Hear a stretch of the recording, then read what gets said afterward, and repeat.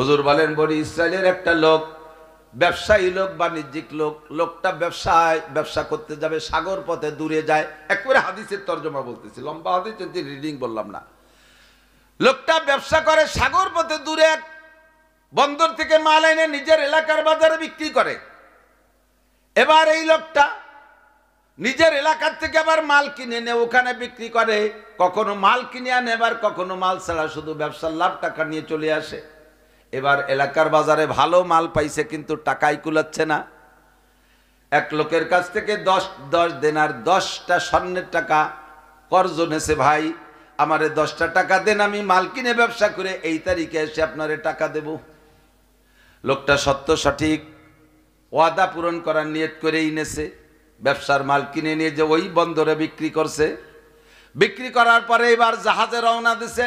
যে টাইমে রওনা দিলে সে টাইম মতো টাকা দিতে পারে, সেই টাইম মতোই সে রওনা দিছে।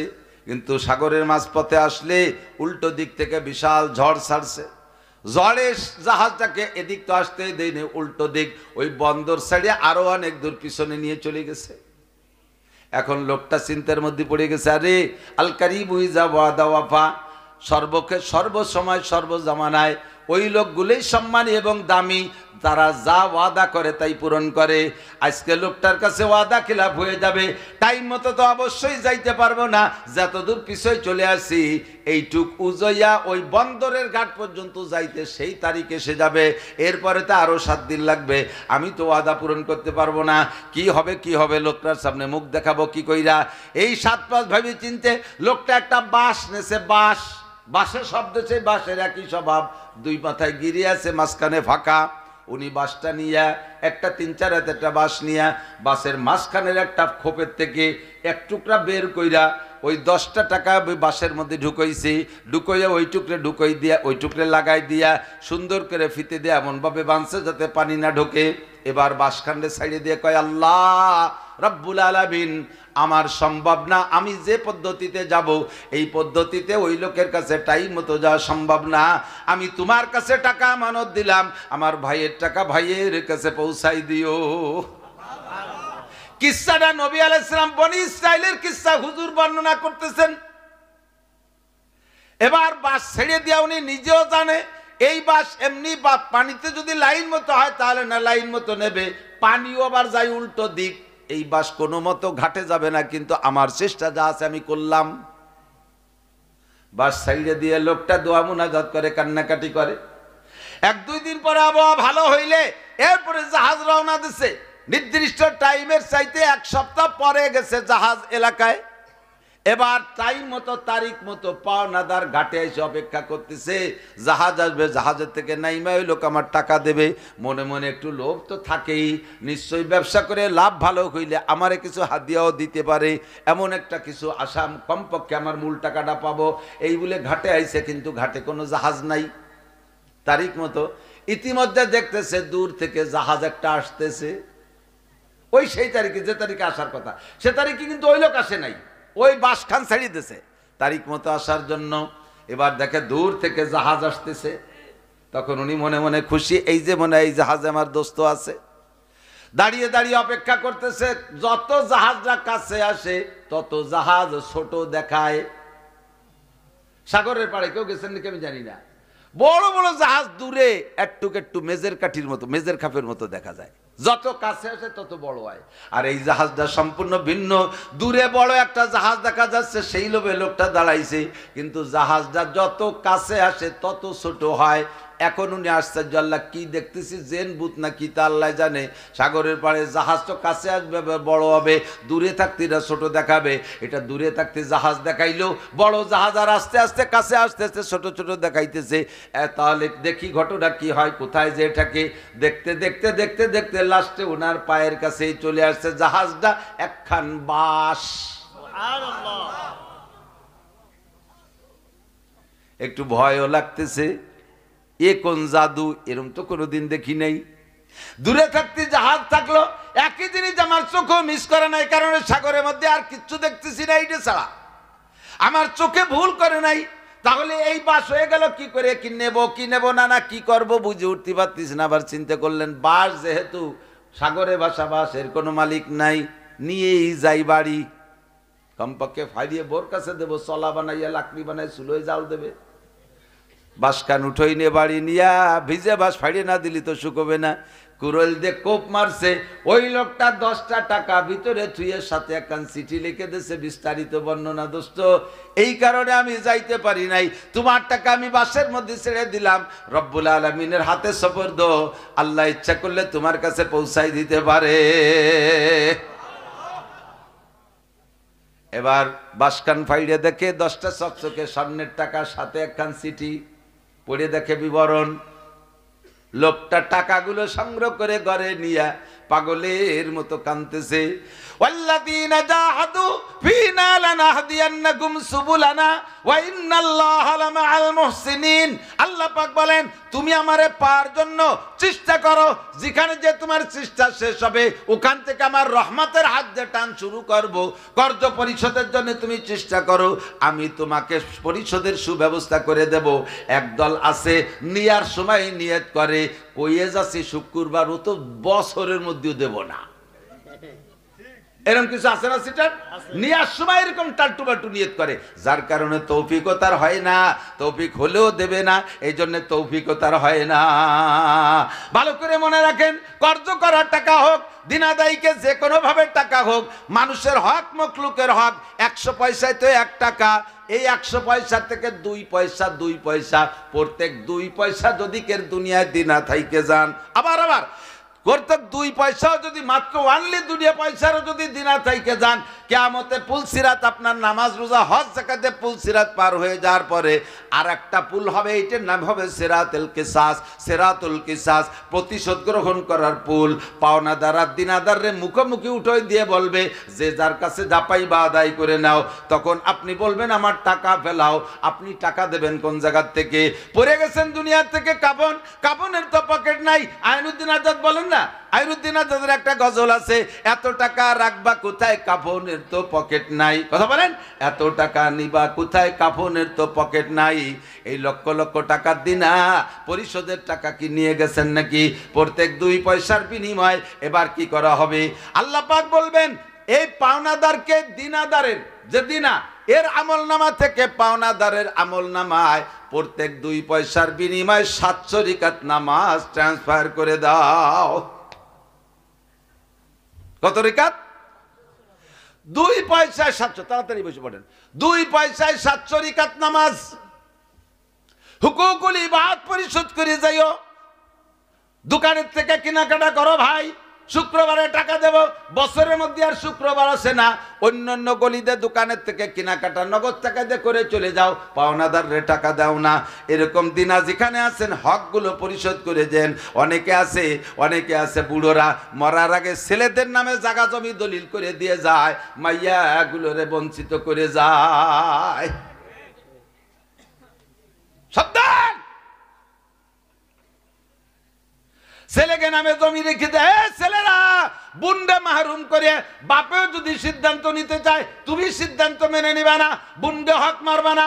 তুমিও সেই বাপের ঔরসের সন্তান, তোমার বোনটাও সেই বাপের ঔরসের সন্তান, সেও তোমার বাপের কাছ থেকে হক পাবে, সে পাবে অর্ধেক, তুমি পাবা ডবল। তুমি তারটা মারিয়ে খাওয়ার চেষ্টা করো না। আল্লাহর কসম, আল্লাহ যদি সত্য হয় আর আমার নবী যদি সত্য হয়, তাহলে তাদের বাণীও সত্য। আর আল্লাহ যদি সত্য না, আল্লাহ সত্য, নবী সত্য, আমার কথাও সত্য, হাসরের মাঠও সত্য। জবাব দেওয়া লাগবে, পরিশোধ করাই লাগবে। মানুষের হকগুলো পরিশোধ করে রাখেন। নামাজ 2 ওয়াক্ত কম পড়ছেন, ব্যাগটাই কান্দে দেবেন, আল্লাহ মাফ করলে করতে পারে। জিনা 10 বার বেশি করছেন, ব্যাগটাই কান্দে দেবেন, আল্লাহ মাফ করলে করতে পারে। রোজা 2টা কম রাখছেন, ব্যাগটাই কান্দে দেবেন, আল্লাহ মাফ করলে করতে পারে। কিন্তু আমার একটা গালি দেন, আমি মাফ না করলে ক্ষমা হবে না, এইটা আল্লাহ মাফ করবে না।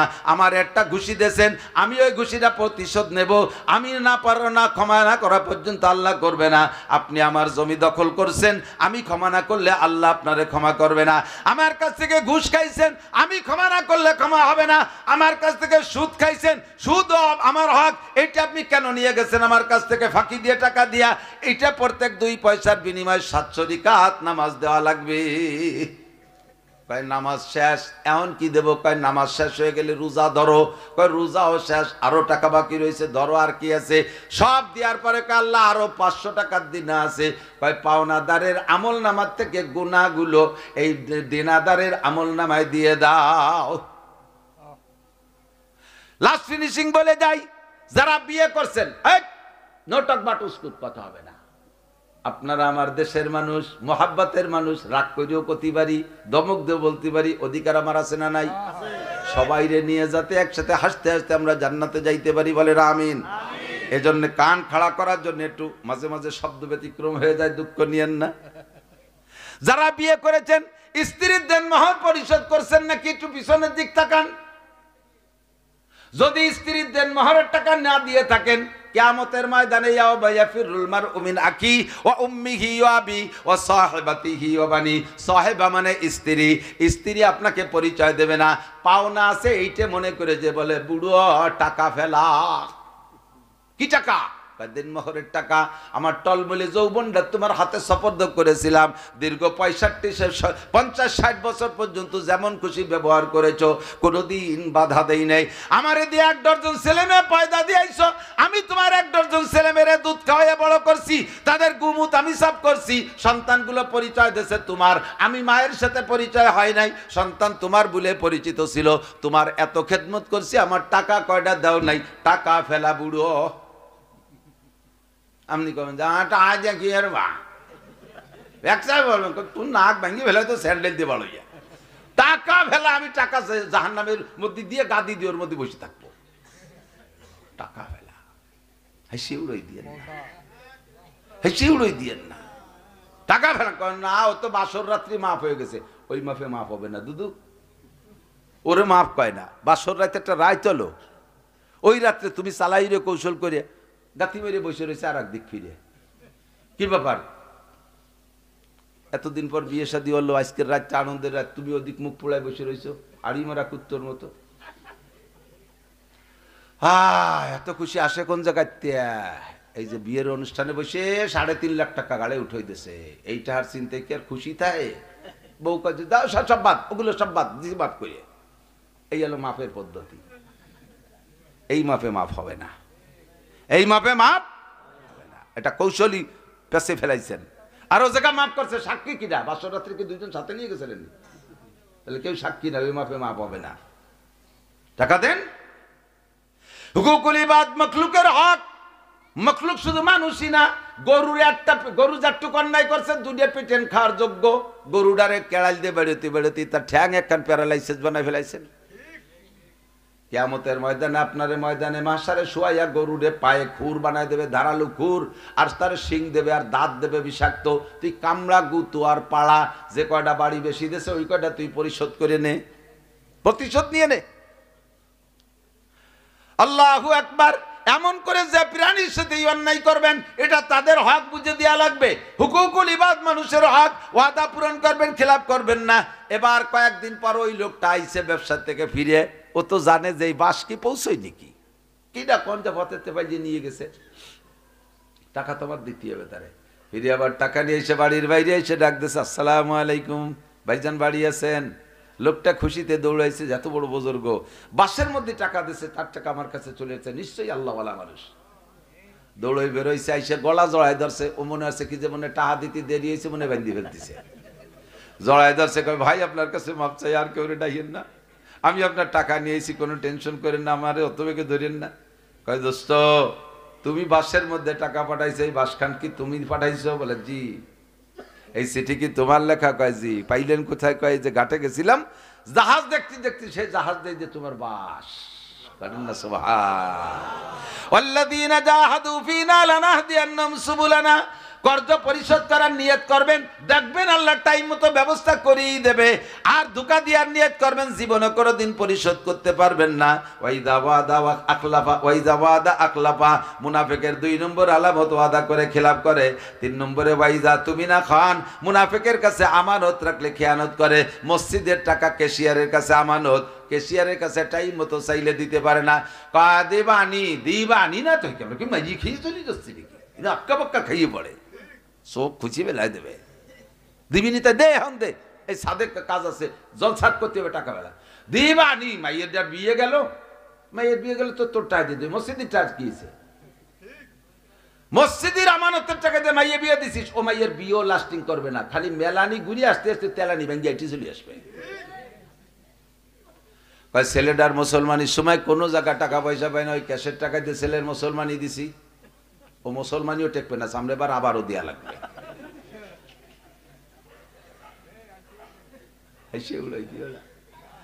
ক্যাশের টাকা দিয়ে দালানে ছাদ দিছিস, বড় তাল গাছ ভেঙে তো ছাদের পর পড়বে।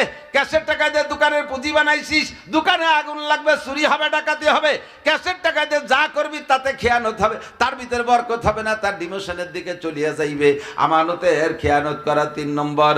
4 নম্বর আর একটা কথা বলি, ওয়াইদা তাকাল্লামা ফাজারা, আমার দিক, ওয়াইদা তাকাল্লামা ফাজারা, মুনাফিকের 4 নম্বর আলামত হলো কথায় কথায় মিথ্যা, কি বলা হয়, কথায় কথায় বকানি দেয়, কাজানি দেয়, গালাগালি করে, নারীদের শরমগা উচ্চারণ করে ধম করে একটা বকানি দেয়, পুরুষের শরমগা উচ্চারণ করে একটা বকানি দেয়, একেবারে অকথ্য ভাষায় গালাগালি করে। যারা গালাগালি কাজাকাজি করে, নবী পাক বলেন তুমি তার সামনে তারে মুনাফিক যদিও না বলতে পারো, তবে তুমি ভালো করে বুঝে নাও ওইটা মুনাফিক, কথায় কথায় বকানি দেয়। আর মুনাফিকের স্থান হবে কোন জায়গা? জান্নাতুল ফেরদাউস। ইন্নাল মুনাফিকিনা ফিদ দারকিল আসফালি মিনান নার, মুনাফিকের স্থান হবে জাহান্নামের সর্বনিম্ন তলদেশে। সাবধান সাবধান। আরে জাহান্নামের উপরে ভাসতে থাকলে পিসাব হুজুরের সাথে মহব্বত ছিল দুনিয়ায়, হুজুর দেখে বলবে আল্লাহ এ তো আমার এলাকার মানুষ, আমি গেলে কত যত্ন করতো, কোন বেকায়দায় পড়ে জাহান্নামে গেছে, মেহেরবান আল্লাহ ওরে একটু মাফ করে দাও। হুজুরের সুপারিশে পার পেয়ে যেতে পারেন, কিন্তু যদি জাহান্নামের তলে পড়ে থাকেন হুজুর তো দেখবে না, আজীবন পড়ে থাকবেন। আর এই জাহান্নামের তলে থাকবে যত মুনাফিক, তারা যে কটা আলামত বলছি, 1 নম্বরে মিথ্যাবাদী মুনাফিক, 2 নম্বরে ওয়াদা খিলাফকারী, 3 নম্বরে আমানতের খেয়ানতকারী।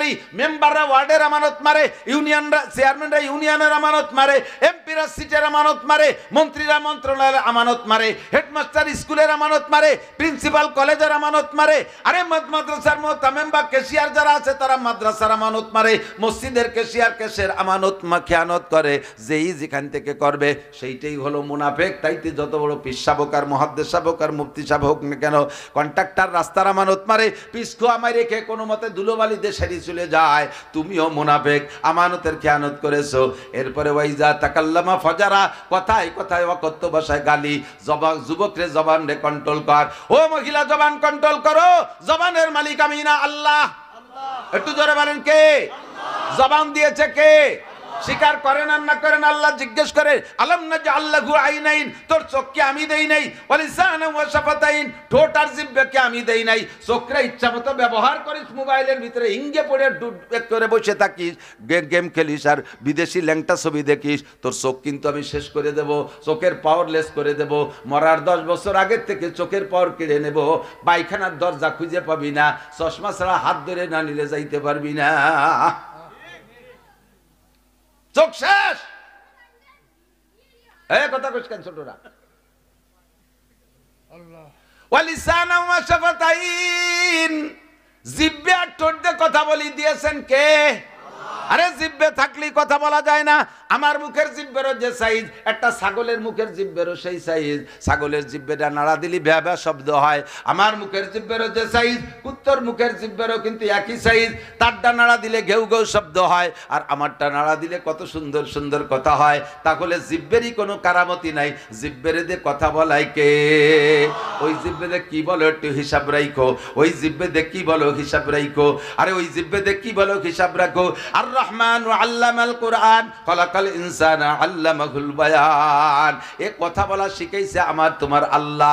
জিহ্বেরে কন্ট্রোল করো, হাজারো রাগ হয় তবু অকথ্য ভাষা ব্যবহার করো না, যদি করো তাহলে তোমাকে নবী পাক বলেন তুই ইন্নাকা লামিনাল মুনাফিকিনা হাক্কা, তুই পাক্কা মুনাফিক।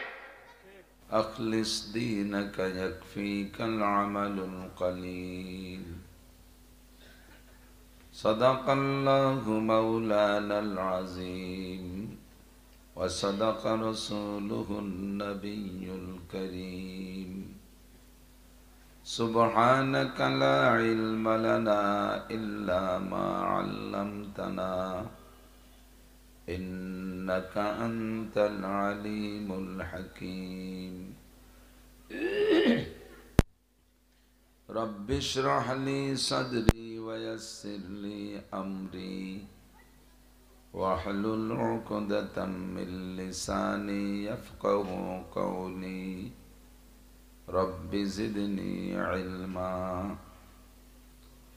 اللهم أرنا الحق حقا وارزقنا اتباعه وأرنا الباطل باطلا وارزقنا اجتنابه সকলে বলি আমিন। একটু দুরূদ শরীফ পড়ি, আল্লাহর রহমত 10 গুণ বেড়ে যাবে। اللهم صل على محمد وعلى آل محمد كما صليت على إبراهيم وعلى آل إبراهيم إنك حميد مجيد اللهم بارك على محمد وعلى آل محمد كما باركت على إبراهيم وعلى آل إبراهيم إنك حميد مجيد। মাইক্রোফোন দুই দিক দিয়েছে, আমি কথা কই মাঝ দিয়ে ফাঁকা দিয়ে বার হয়ে যায়। এই গেটগুলো তো আমাকে মাঝে দরকার না, ওগুলো না থাকলে আমাকে কিছু আসা যায় না। দুটো দেওয়া মিশিয়ে চাপিয়ে গাডার থাকলে টেপ নিয়ে এসো, টেপ নিয়ে এসো, এবার টেনে দাও, পেঁচে দাও।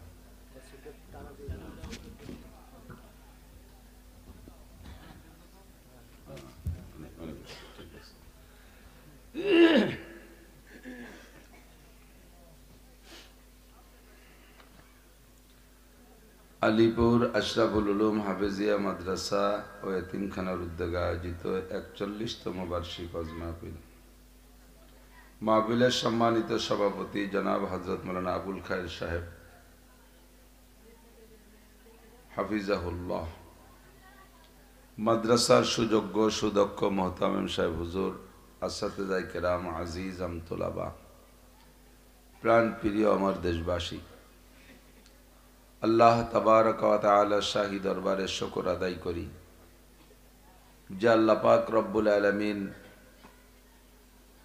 এই অঞ্চলের হাজারো লাখো মানুষের মধ্য থেকে বাছাই ছাঁটাই করে সাময়িক জান্নাতের বাগানে বসার জন্য প্রথম পর্বে আমাদেরকে পছন্দ করে ডেকে নিয়ে আসছেন। ইচ্ছা মতো আসতে পারি নাই, আয়া নেহি হো বুলায়া গয়া হো। ইচ্ছা মতো যদি আসতে পারতাম তাহলে আমরা ছাড়া আরো বহু মানুষ আসছে, তারাও আসতো। আল্লাহ পাক রব্বুল আলামিন আজকে মাহফিলের জন্য আমাদেরকেই মনোনীত করেছেন, পছন্দ করেছেন, নির্বাচিত করেছেন। মেহেরবান আল্লাহ পাক রব্বুল আলামিনের এই সুনিপুণ সুন্দর নির্বাচনে নির্বাচিত হতে পেরে জান্নাতের বাগানে শুরু লগ্নে আগে আগে এসে বসার সুযোগ পেয়েছি, এজন্য শুকর আদায় করি আলহামদুলিল্লাহ। মান ইউরিদিল্লাহু বিহি খায়রান ইউফাক্কিহহু ফিদ্দীন। আল্লাহ পাক রব্বুল আলামিন যার কল্যাণ চান সেই অরিজিনাল কল্যাণ প্রাপ্ত, আর আল্লাহ পাক তারই কল্যাণ চান যাকে আল্লাহ তাআলা দ্বীনের বুঝ দান করেন। যার জন্য দ্বীনের বুঝ, দ্বীনের কাজ করার তৌফিক দিচ্ছেন না, বোঝা যাবে যে আল্লাহ তাআলা তার কল্যাণ চাইতেছেন না। মেহেরবান আল্লাহ পাক আমাদের কল্যাণ চেয়ে ডেকে নিয়ে আসছেন, এজন্য আবারও পড়ি আলহামদুলিল্লাহ। আম্বিয়া আলাইহিমুস সালাতু ওয়াস সালাম, নবীর বহু বচন আম্বিয়া। আমাদের দেশের মেয়েদের নাম রাখে আম্বিয়া, অথচ একজন মহিলা নবী না। তো বহু নবীর সম্মিলিত নাম হলো আম্বিয়া, আর একজন মহিলার নাম রেখে দিয়েছে আম্বিয়া। নাম রাখে মুখস্থ, তর্জমাও বোঝে না, এতে এটা মানানসই কিনা এটাও বোঝে না মানুষ। তো সমস্ত নবী রাসূল আম্বিয়া আলাইহিমুস সালাতু ওয়াস সালাম দুনিয়া এসেছিলেন বয়ান করার জন্যই। চলমান সিস্টেমে মক্তব, কিন্ডারগার্টেন, নুরানি, হেফজোখানা, জামাতখানা, মৌলানা, আলিয়া, দাখিল এ সমস্ত কোনো প্রতিষ্ঠান সে সময় ছিল না। KG, kindergarten, primary, high school, college, বিশ্ববিদ্যালয় নবীদের সময় ছিল না। নবীরা সেখানে পড়েনও নাই এবং সে সমস্ত জায়গার শিক্ষকতাও করে নাই। নবীরা লেখকও ছিলেন না। যদি নবীরা লেখক থাকতেন কোনো নবী, তাহলে কোনো না কোনো নবীর হাতের দু এক কলম লেখা বই পুস্তক এ পর্যন্ত উম্মতরা টেনে টুনে নিয়ে আসত। তাহলে নবীরা ক্লাসের শিক্ষক ছিলেন না এবং লেখক ছিলেন না, তবে সব নবী বক্তা ছিলেন। বয়ানের জন্য নবীদেরকে আল্লাহ তাআলা পাঠিয়েছিলেন। সব নবী মুবাল্লিগ ছিলেন, তবলিগওয়ালা ছিলেন। তবলিগ মানে উম্মতের কাছে দ্বীনের দাওয়াত পৌঁছিয়ে দেওয়া। তো যত নবী চলে গেছেন সব নবী বয়ান করেছেন। নবীদের কার্যক্রমগুলো সব শরীয়ত সম্মত, একটাও নিজের পক্ষ থেকে আবিষ্কৃত না। আমাদের নবী সম্পর্কে আল্লাহ পাকের সার্টিফাই হলো মা ইয়ান্তিকু আনিল হাওয়া ইন হুয়া ইল্লা ওয়াহয়ুন ইউহা। ফার্সিতে এক শায়ের বলেন, মোহাম্মদ হারগিজ না গুপ্তে তা না গুপ্তে জিব্রাইল, জিব্রাইল হারগিজ না গুপ্তে তা না গুপ্তে রব জলিল। মুহাম্মদুর রাসূলুল্লাহ সাল্লাল্লাহু আলাইহি ওয়াসাল্লাম কোনো একটা কথা শরীয়ত সংক্রান্ত, ইসলাম সম্পর্ক সংক্রান্ত, ধর্ম সংক্রান্ত কোনো একটা কথা অতক্ষণ বলতেন না যতক্ষণ জিব্রাইল শিখাই না দিতেন। আর জিব্রাইলও অতক্ষণ বলতেন না যতক্ষণ পর্যন্ত আল্লাহ পাক শিখাই না দিতেন। অনেক সময় দেখবেন আমি আপনি নিজেদের একটা ব্রেন আছে, আল্লাহ একটা ব্রেন দিয়েছে, একটা যুক্তি উক্তি সকলেরই আছে কম বেশ। আপনার কাছে একটা বিষয় জিজ্ঞাসা করা হলো, আপনি সঠিক জবাব দিয়েছেন, আপনি একটা জবাব দিয়েছেন, দেখা গেল আপনি ওই জবাবটা কোনোদিনও বই পুস্তক কিতাবাদি থেকে পড়েন নাই, কোনো হুজুরির কাছে শোনেন নাই, কিন্তু জবাব যেটা দিয়েছেন হুবহু কিতাবের সাথে মিশে গেছে। কিতাবও যা বলে আপনিও তাই বলছেন, অথচ আপনি পড়েনও নাই, শোনেনও নাই। আল্লাহ তাআলা প্রত্যেকটা মানুষকে কম বেশ এমন কিছু আকল দিয়ে থাকে। নবী আলাইহিস সালাতু ওয়াস সালাম মদিনায় যাওয়ার পরে একদিন মদিনার এক ইহুদি, হুজুর কি নবী কি নবী না, এই ট্রাই করার জন্য, পরীক্ষা করার জন্য ইহুদি একজন পণ্ডিত আইসা, অবশ্য তার উদ্দেশ্য ভালো, যে আমি এই প্রশ্ন করব, সঠিক নবী হলে জবাব দিতে পারবে আর আমি তার কাছে ইসলাম গ্রহণ করব, আর যদি ধোঁকাবাজ হয় তাহলে জবাব দিতে পারবে না, তাহলে তাকে প্রত্যাখ্যান করব। উদ্দেশ্য ভালো না? অবশ্যই ভালো। কারণ আপনি কার থেকে কথা শুনতেছেন? হুজুর বলেন উনজুর ইলা মা ক্বাল, উনজুর ইলা মান ক্বাল ওয়ালা তানজুর ইলা মা ক্বাল। দুই রকমই আসছে হাদিসের শব্দ, উনজুর ইলা মান ক্বাল ওয়ালা তানজুর ইলা মা ক্বাল। কি বলল, কত ভালো কথা বলল সেটাও দেখার দরকার আছে, তবে সবসময় সব ভালো কথা শুনেই তার ভক্ত হওয়া যাবে না। উনজুর ইলা মান ক্বাল, বলনেওয়ালা কেমন তাকেও একটু দেখো, বলনেওয়ালা কেমন তাকেও একটু দেখো, তারপরে তার কথা শোনো। বলনেওয়ালা যা বলতেছে তার ভিতরে বলা অনুযায়ী আমল আছে কিনা এটা একটু দেখো। আবার অনেক সময় আছে বলনেওয়ালাকে দেখতে বড় সুন্দর কিন্তু কথা সুবিধে না, কথা সুবিধে না। এ জায়গা বলা হয় উনজুরিল্লা মা ক্বাল ওয়ালা তানজুরিল্লা মান ক্বাল। অথবা বক্তাকে আপনার চোখে সাইজই মানাচ্ছে না, এত বড় বক্তার নাম করা, এত বড় ৩-৪ পৃষ্ঠা ধরে তার নাম লেখছে, যদি গায়ে পায়ে ফুসায় না, কি সাইজই ভালো না।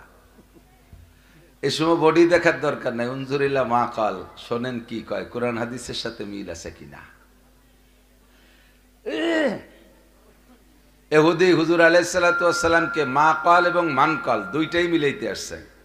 কি বলে তাও শুনবো, আর কে বলে তাকেও দেখবো। মদিনায় যাওয়ার পরে হযরত আব্দুল্লাহ ইবনে সালাম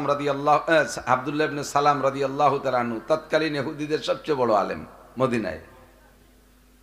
তো হুজুর আলাইহিস সালাতু ওয়াস সালাম মক্কায় থাকতে ইসলামের প্রচার প্রসার তো সব দিক ছড়িয়ে পড়ছে। আব্দুল্লাহ ইবনে সালাম ইহুদিদের বড় আলেম, তাওরাতের মধ্যে জানে যে মুহাম্মদ নামের যিনি হবেন তিনি আখেরি নবী হবেন। তো যেহেতু মক্কায় আত্মপ্রকাশ করছেন, তো যাইয়ে তার কাছে ইসলাম গ্রহণ করা দরকার। কিন্তু তাওরাতের মধ্যে তার পড়া আছে যিনি আখেরি নবী মুহাম্মদ হবেন তিনি মক্কায় 13 বছর থাকবেন, এরপরে মদিনায় আসতেই হবে। তো যদি মদিনায় আসে তাহলে বুঝবো যে তিনি সেই নবী, আর যদি মদিনায় না এসে মক্কাতে ভ্যানিশ হয়ে যায় তাহলে আর ওর কাছে আমার যাওয়ার দরকার নেই। এটা একটা পরীক্ষা। তা আব্দুল্লাহ ইবনে সালাম রাদিয়াল্লাহু তাআলা এই অপেক্ষায় ছিলেন। মক্কার 13 বছর নবুয়তি জিন্দেগি কাটানোর পরে হুজুর যখন মদিনায় আসছেন, আব্দুল্লাহ ইবনে সালাম আর সন্দেহ কিছুই থাকলো না, ওনার বুঝতে আর বাকি নাই, সাথে সাথে হুজুরের কাছে চলে গেছে। 3টে প্রশ্ন নিয়ে গেছে, যে জিজ্ঞেস করবে 3টি প্রশ্ন। তো এই 3টি প্রশ্ন নিয়ে যাইয়া জিজ্ঞেস করবে, যে সামনে বসেই প্রশ্ন 3টে ভুলে গেছে। চেহারা দেখেই উনি বললেন, আমি যার কাছে জিজ্ঞাসা করব সন্দেহ করে যে কি নবী কি নবী না, প্রশ্নের মাধ্যমে তো ট্রাই করব। তো এই চেহারা, যেই চেহারা আমার সামনে আসছে, এই চেহারাটা কখনো ধোঁকাবাজদের চেহারা হতে পারে না, এটা কখনো প্রতারকদের চেহারা হতে পারে না। একটু জায়গায় দাও তো বাবা, একটু জায়গায় দাও, আমার নিচে কথা বলে মাঝে ব্যথা হচ্ছে।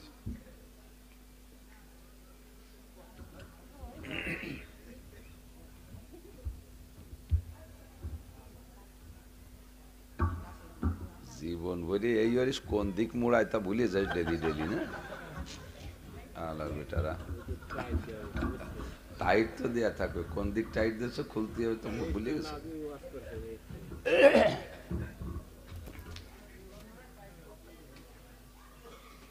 চেহারা দেখলে অনেক কিছু বোঝা যায়। জাহেরু তাদুল্লু আলাল বাতেন, বাহ্যিক অবস্থাটা ভিতরের অবস্থার পর প্রমাণ করে অনেকটা। গাঁজাখোরকে চেহারা দেখলে টের পাওয়া যায় না? 3-4 জন একসাথে থইল ধরে আটে পড়িয়ে যার বাড়িতে কুটি কুটি জাহি দেয়, মাল খাইছে তাল হারাই ফেলাইছে, কথা কথা ঠিক না? চোরের চোখ দেখলি টের পাওয়া যায় গণ টিবরি মারে, ডাকাতির চোখ দেখলি টের পাওয়া যায় গুড়া গুড়া চোখ, ঠিক না? সুদখোর ঘুষখোরকে দেখলি বোঝা যায় কেমন যেন তারা মাতাল, জেনে ধরা রোগীর মতো, খালি ধান্দা আর ধান্দা। আল্লাহ ওয়ালাদের চেহারা দেখলে টের পাওয়া যায়। একটা লোক 40 দিন পর্যন্ত যদি নিয়মতান্ত্রিক 5 ওয়াক্ত জামাতে নামাজ পড়ে, ওই লোকটা যদি হাবশি মার্কা কালো হয়, দেখবেন তার এই কালো চেহারার ভিতরে নুরানি একটা ফোকাস ভেসে উঠছে। আর একটা লোক উজ্জ্বল ফর্সা চেহারা, কিন্তু সে আল্লাহ আল্লাহ রসুল মানে না, এটা মুরতাদ বেঈমান, তার চেহারার ভিতরে কুফরি হিংস্রতা ভেসে ওঠে। দেখছেন না ডোনাল্ড ট্রাম্প কত চেহারাওয়ালা, ওরে দেখলি জুতো দিয়ে বাড়িতেও ঘিন্না আরে। নেতানিয়াহু কি ফর্সা, ওরে লাইচলিও পারিস যায়, ওর চেহারার ভিতরে হিংস্রতা ভেসে ওঠে, ঠিক না? আব্দুল্লাহ ইবনে সালাম বলেন, যেই চেহারার কাছে আমি জিজ্ঞেস করব বলে আসছি, ওই চেহারা ধোঁকাবাজ চেহারা না। খালি খালি জিজ্ঞেস করিয়া সময় নষ্ট না করে অনায়াসে কলেমা পড়ে ফেলি, লা ইলাহা ইল্লাল্লাহ মুহাম্মাদুর রাসূলুল্লাহ, আল্লাহু আকবার। আল্লাহ তো আজকে ইহুদি আইসা হুজুরের কাছে জিজ্ঞাসা করবেন, জিজ্ঞাসার উদ্দেশ্য ভালো, উনজুরিলা মানকল উনজুরিলা মা কল, কি বলবে তাও শুনবো, কে বলবেন তাকেও দেখব। তো দেখে চয়েস হয়ে গেছে, দেখে এর মধ্যে সন্দেহ নাই, যিনি নবী হবে সন্দেহ নাই। তারপরে জিজ্ঞাসাটা একটু করবেন ভাবছে। জিজ্ঞাসা কি? ইয়া রাসূলুল্লাহ ইয়া মুহাম্মদ আইয়ুল বুকাতি আহাব্বু ইলাল্লাহি ফিদ দুনিয়া ওয়া আইয়ুল বুকাতি আবগাদু ইলাল্লাহি ফিদ দুনিয়া। বলেন তো মুহাম্মদ, আল্লাহর দুনিয়ায় সবচাইতে দামি জায়গা কোনটা? আল্লাহর দুনিয়ায় সবচেয়ে খারাপ জায়গা কোনটা? আপনারাও জানেন, কিতাবাদিতে না পড়লো মনে মনে একটা বুঝ আছে। সবচেয়ে ভালো জায়গা মসজিদ, সবচেয়ে খারাপ জায়গা বাজার। আমি আপনি জানি। তো আমার আপনার জানা অনুযায়ী অনেক সময় কিতাব থেকে পড়ে না জানলেও জানি, যেহেতু জব দেওয়ার জন্য পাগল হয়ে যাই। চার দোকানে বসে আছেন, চলেন যাই দেখেন একেবারে নগদ 5-7 জন 10 জন আগের থেকে বসে আছে, এর মধ্যে আমিও যাই বসছি বা একজন হুজুর যেয়ে বসছে। তা আমাকে দেখলি তো পাবলিকের একটু চুলকনি সাথে একটা খোসা কথা কবে না, একটা আসল কথা কবে, তো মশলা একটা জিজ্ঞেস করছে। আমি ভাবতেছি যে এমন জটিল মশলা কিভাবে জবাব দেব। আর চার দোকানে আগে যে মুফতিরা বসে রয়েছে, এন্ডাকা হুজুর আপনি থামেন, আমরা কই। ফটাফট জব দিয়া শুরু করে দিয়েছে, বিড়ির দুমর মশলা একসাথে বেরিয়েছে গাল দিয়ে। আসে না এরকম মুফতি? আপনি অত ব্যস্ত হবেন না বলার জন্য, ফাঁকে একটু কয়ে দিয়ে যাই, একটু মনে রাখেন। কোনো একটা বিষয় আপনি জানেন, কিতাব থেকে জানেন না, বা কোনো ভালো যোগ্য আলেমের কাছ থেকে সুস্থ ব্রেন দিয়ে আপনি শুনেও মুখস্থ করেন নাই, বিষয়টা আপনার সামনে প্রশ্ন আসছে, আপনি একটা জবাব দিলে দিতে পারেন, কিন্তু এই জবাবটা যদি শরীয়তের মাসালার দৃষ্টিতে হয়, তাহলে আপনি কিতাব থেকে পড়া যদি না থাকে, ভালো আলেমের কাছ থেকে জানা না থাকলে আপনি মুখ খুলবেন না, বলবেন না, দরকার নাই। কারণ আপনার সচক্ষে দেখা নাই। আপনি যদি এই মুহূর্তে জবাব দেন আর জবাবটা যদি সহিও হয়, মা বোনরা বেশি ফতোয়ায় বাড়িতে জীবিটিরা ওরে কপাল, একজনে বিলে মারিয়ে ফেলাইছে, বিলের ওজনে নুন দিতে হবে। এই ফতোয়া চুলোর ভিটির মশলা, কতক্ষণ ওই ভিটিরা চুলোর ভিটিতে আবিষ্কার করছে। ফতোয়া দিয়ার গুরু, আপনি জব দেবেন না। জব দিলে কি হবে, আপনার জবটা যদি সহিও হয়, বোঝেন বোঝেন, আপনি যে জবাবটা দিয়েছেন, ওই প্রশ্নের মশালার জবাব দিয়েছেন, এটা যদি সহিও হয়, তবু আপনার একটা গুনাহ হবে। বোঝেন নাই? আপনি যদি সহি জবাব দেন, সঠিক জবাবও দেন, তবু আপনার একটা গুনাহ হবে। আর একজন আলেম মুফতি মশালাটার জবাব দিয়েছে, তাতে যদি তার ভুলও হয়, তবুও তার একটা নেকি হবে। হয়তো আল্লাহ পার্সিয়ালটি কেন করবে, আমি শুদ্ধ কালাম তাতে আমার গুনাহ দেবে, আর হুজুররা ভুল কবি নিয়ে কি হবে, এগুলো মানে নীতিরাজিরা। আপনি না মানলে আমার কিছু আসে যায় না। আপনি আগে বুঝে নেন বিষয়টা। ইদানিং কালে তো কত প্রকারের, ছোটবেলায় দেখছি আমার সেজ আপার দাদি শাউড়ি খুব সাহসী মহিলা ছিলেন। সে সময় তো অত ডাক্তার টাক্তার ছিল না, তো গরুর বড় বড় বাগি বিস্ফোড়া এগুলো, তারপরে মানুষেরও এই বগলে বিস্ফোড়া, এই চলে বিস্ফোড়া। বিস্ফোড়া তো যত বেকায়দা জায়গা হয়, একেবারে বেকায়দারও বেকায়দা জায়গায় হয়, সব জায়গার নাম কওয়া যায় না। এই সমস্ত জায়গা বিস্ফোড়া হইলে বুড়ির দ্বারে আসতো, আর বুড়ি অপারেশন করে দিত। তো ওনার অপারেশনের হাতিয়ার ছিল কি, কোনো অবাস টবাস করা করি নেই, বোতল ভাঙ্গা কাজ দিয়ে পোজ দিত, ঠাইসি দিয়ে কেটে যেত, চাপ দিয়ে পুজমুজ যাচ্ছিল ঠেসে বেরোয় দিয়ে, এরপরে গুটো ছাই, গোবরের শুকনো গোবরের পোড়া ছাই, তাই দিয়ে ব্যান্ডেজ করে বাঁধিয়ে দিত। তাতে 100টা রুগীর অপারেশন করলে গোটা 50 রগমগ কাটিয়ে কুটিয়ে ভঙ্গু ভাঙ্গা হয়ে যেত, পয়সা নিত না। বর্তমান সময় এত প্রযুক্তি আর এত ডাক্তারি বিদ্যার ভিতরে যদি ওই বুড়ি এই জাতীয় অপারেশন করত, তাহলে বুড়ির নামে মামলা হতো কিনা, কথা বলেন? মামলা হতো না? এখন ডাক্তার পুলিশ ধরে নিয়ে, হয় বুড়ি তুমি এই অপারেশন করলে, আর বুড়ি যদি যুক্তি দেয়, আমি তোমাকে ডাক্তারদের কাছে গেলি, ডাক্তাররা তো সব ডাকায়, বস্তা বস্তা টাকা নেয়, আমি বিনি পয়সা অপারেশন করে দিচ্ছি, 100টা অপারেশন করছি, 50টা খোলা হলে 50টা তো ভালো হয়েছে, 50টা পয়সাও তো লাগেনি। হাজারো যুক্তি যদি দিত, তাহলে কি এই যুক্তিতে বুড়ি বাঁচতে পারতো, মুক্তি পাত? ধরে জেল হয়ে যেত, বুড়ির নামে বড় মামলা হয়ে যেত, মার্ডার কেসের মামলায় পড়ে যেত। অথচ তার হাতে কিন্তু 50টা রুগী ভালো হয়েছে, 50টা সুস্থ হয়েছে, কোনো যুক্তিতে কাজ হতো না। কারণ কেন? তুমি যে অপারেশন করলে, তোমার কি সার্টিফিকেট আছে? তুমি লেখাপড়া করছো কোন জায়গায় থেকে? পড়ালেখা ছাড়া আন্দাদুন্দা পোজ দিছো। ওর নাড়ি কাটতে যে যদি ভাষের আর একটা কেটে ফেলাই দাও, হ্যাঁ, নাড়ি কাটতে যে ভাষে আর একটা আছে না, সেটি যদি কাটিয়ে ফেলাই দাও, সেটা জীবনের তোর পুরুষত্ব শেষ। তোরে ফুসাতি কইছে কিনা?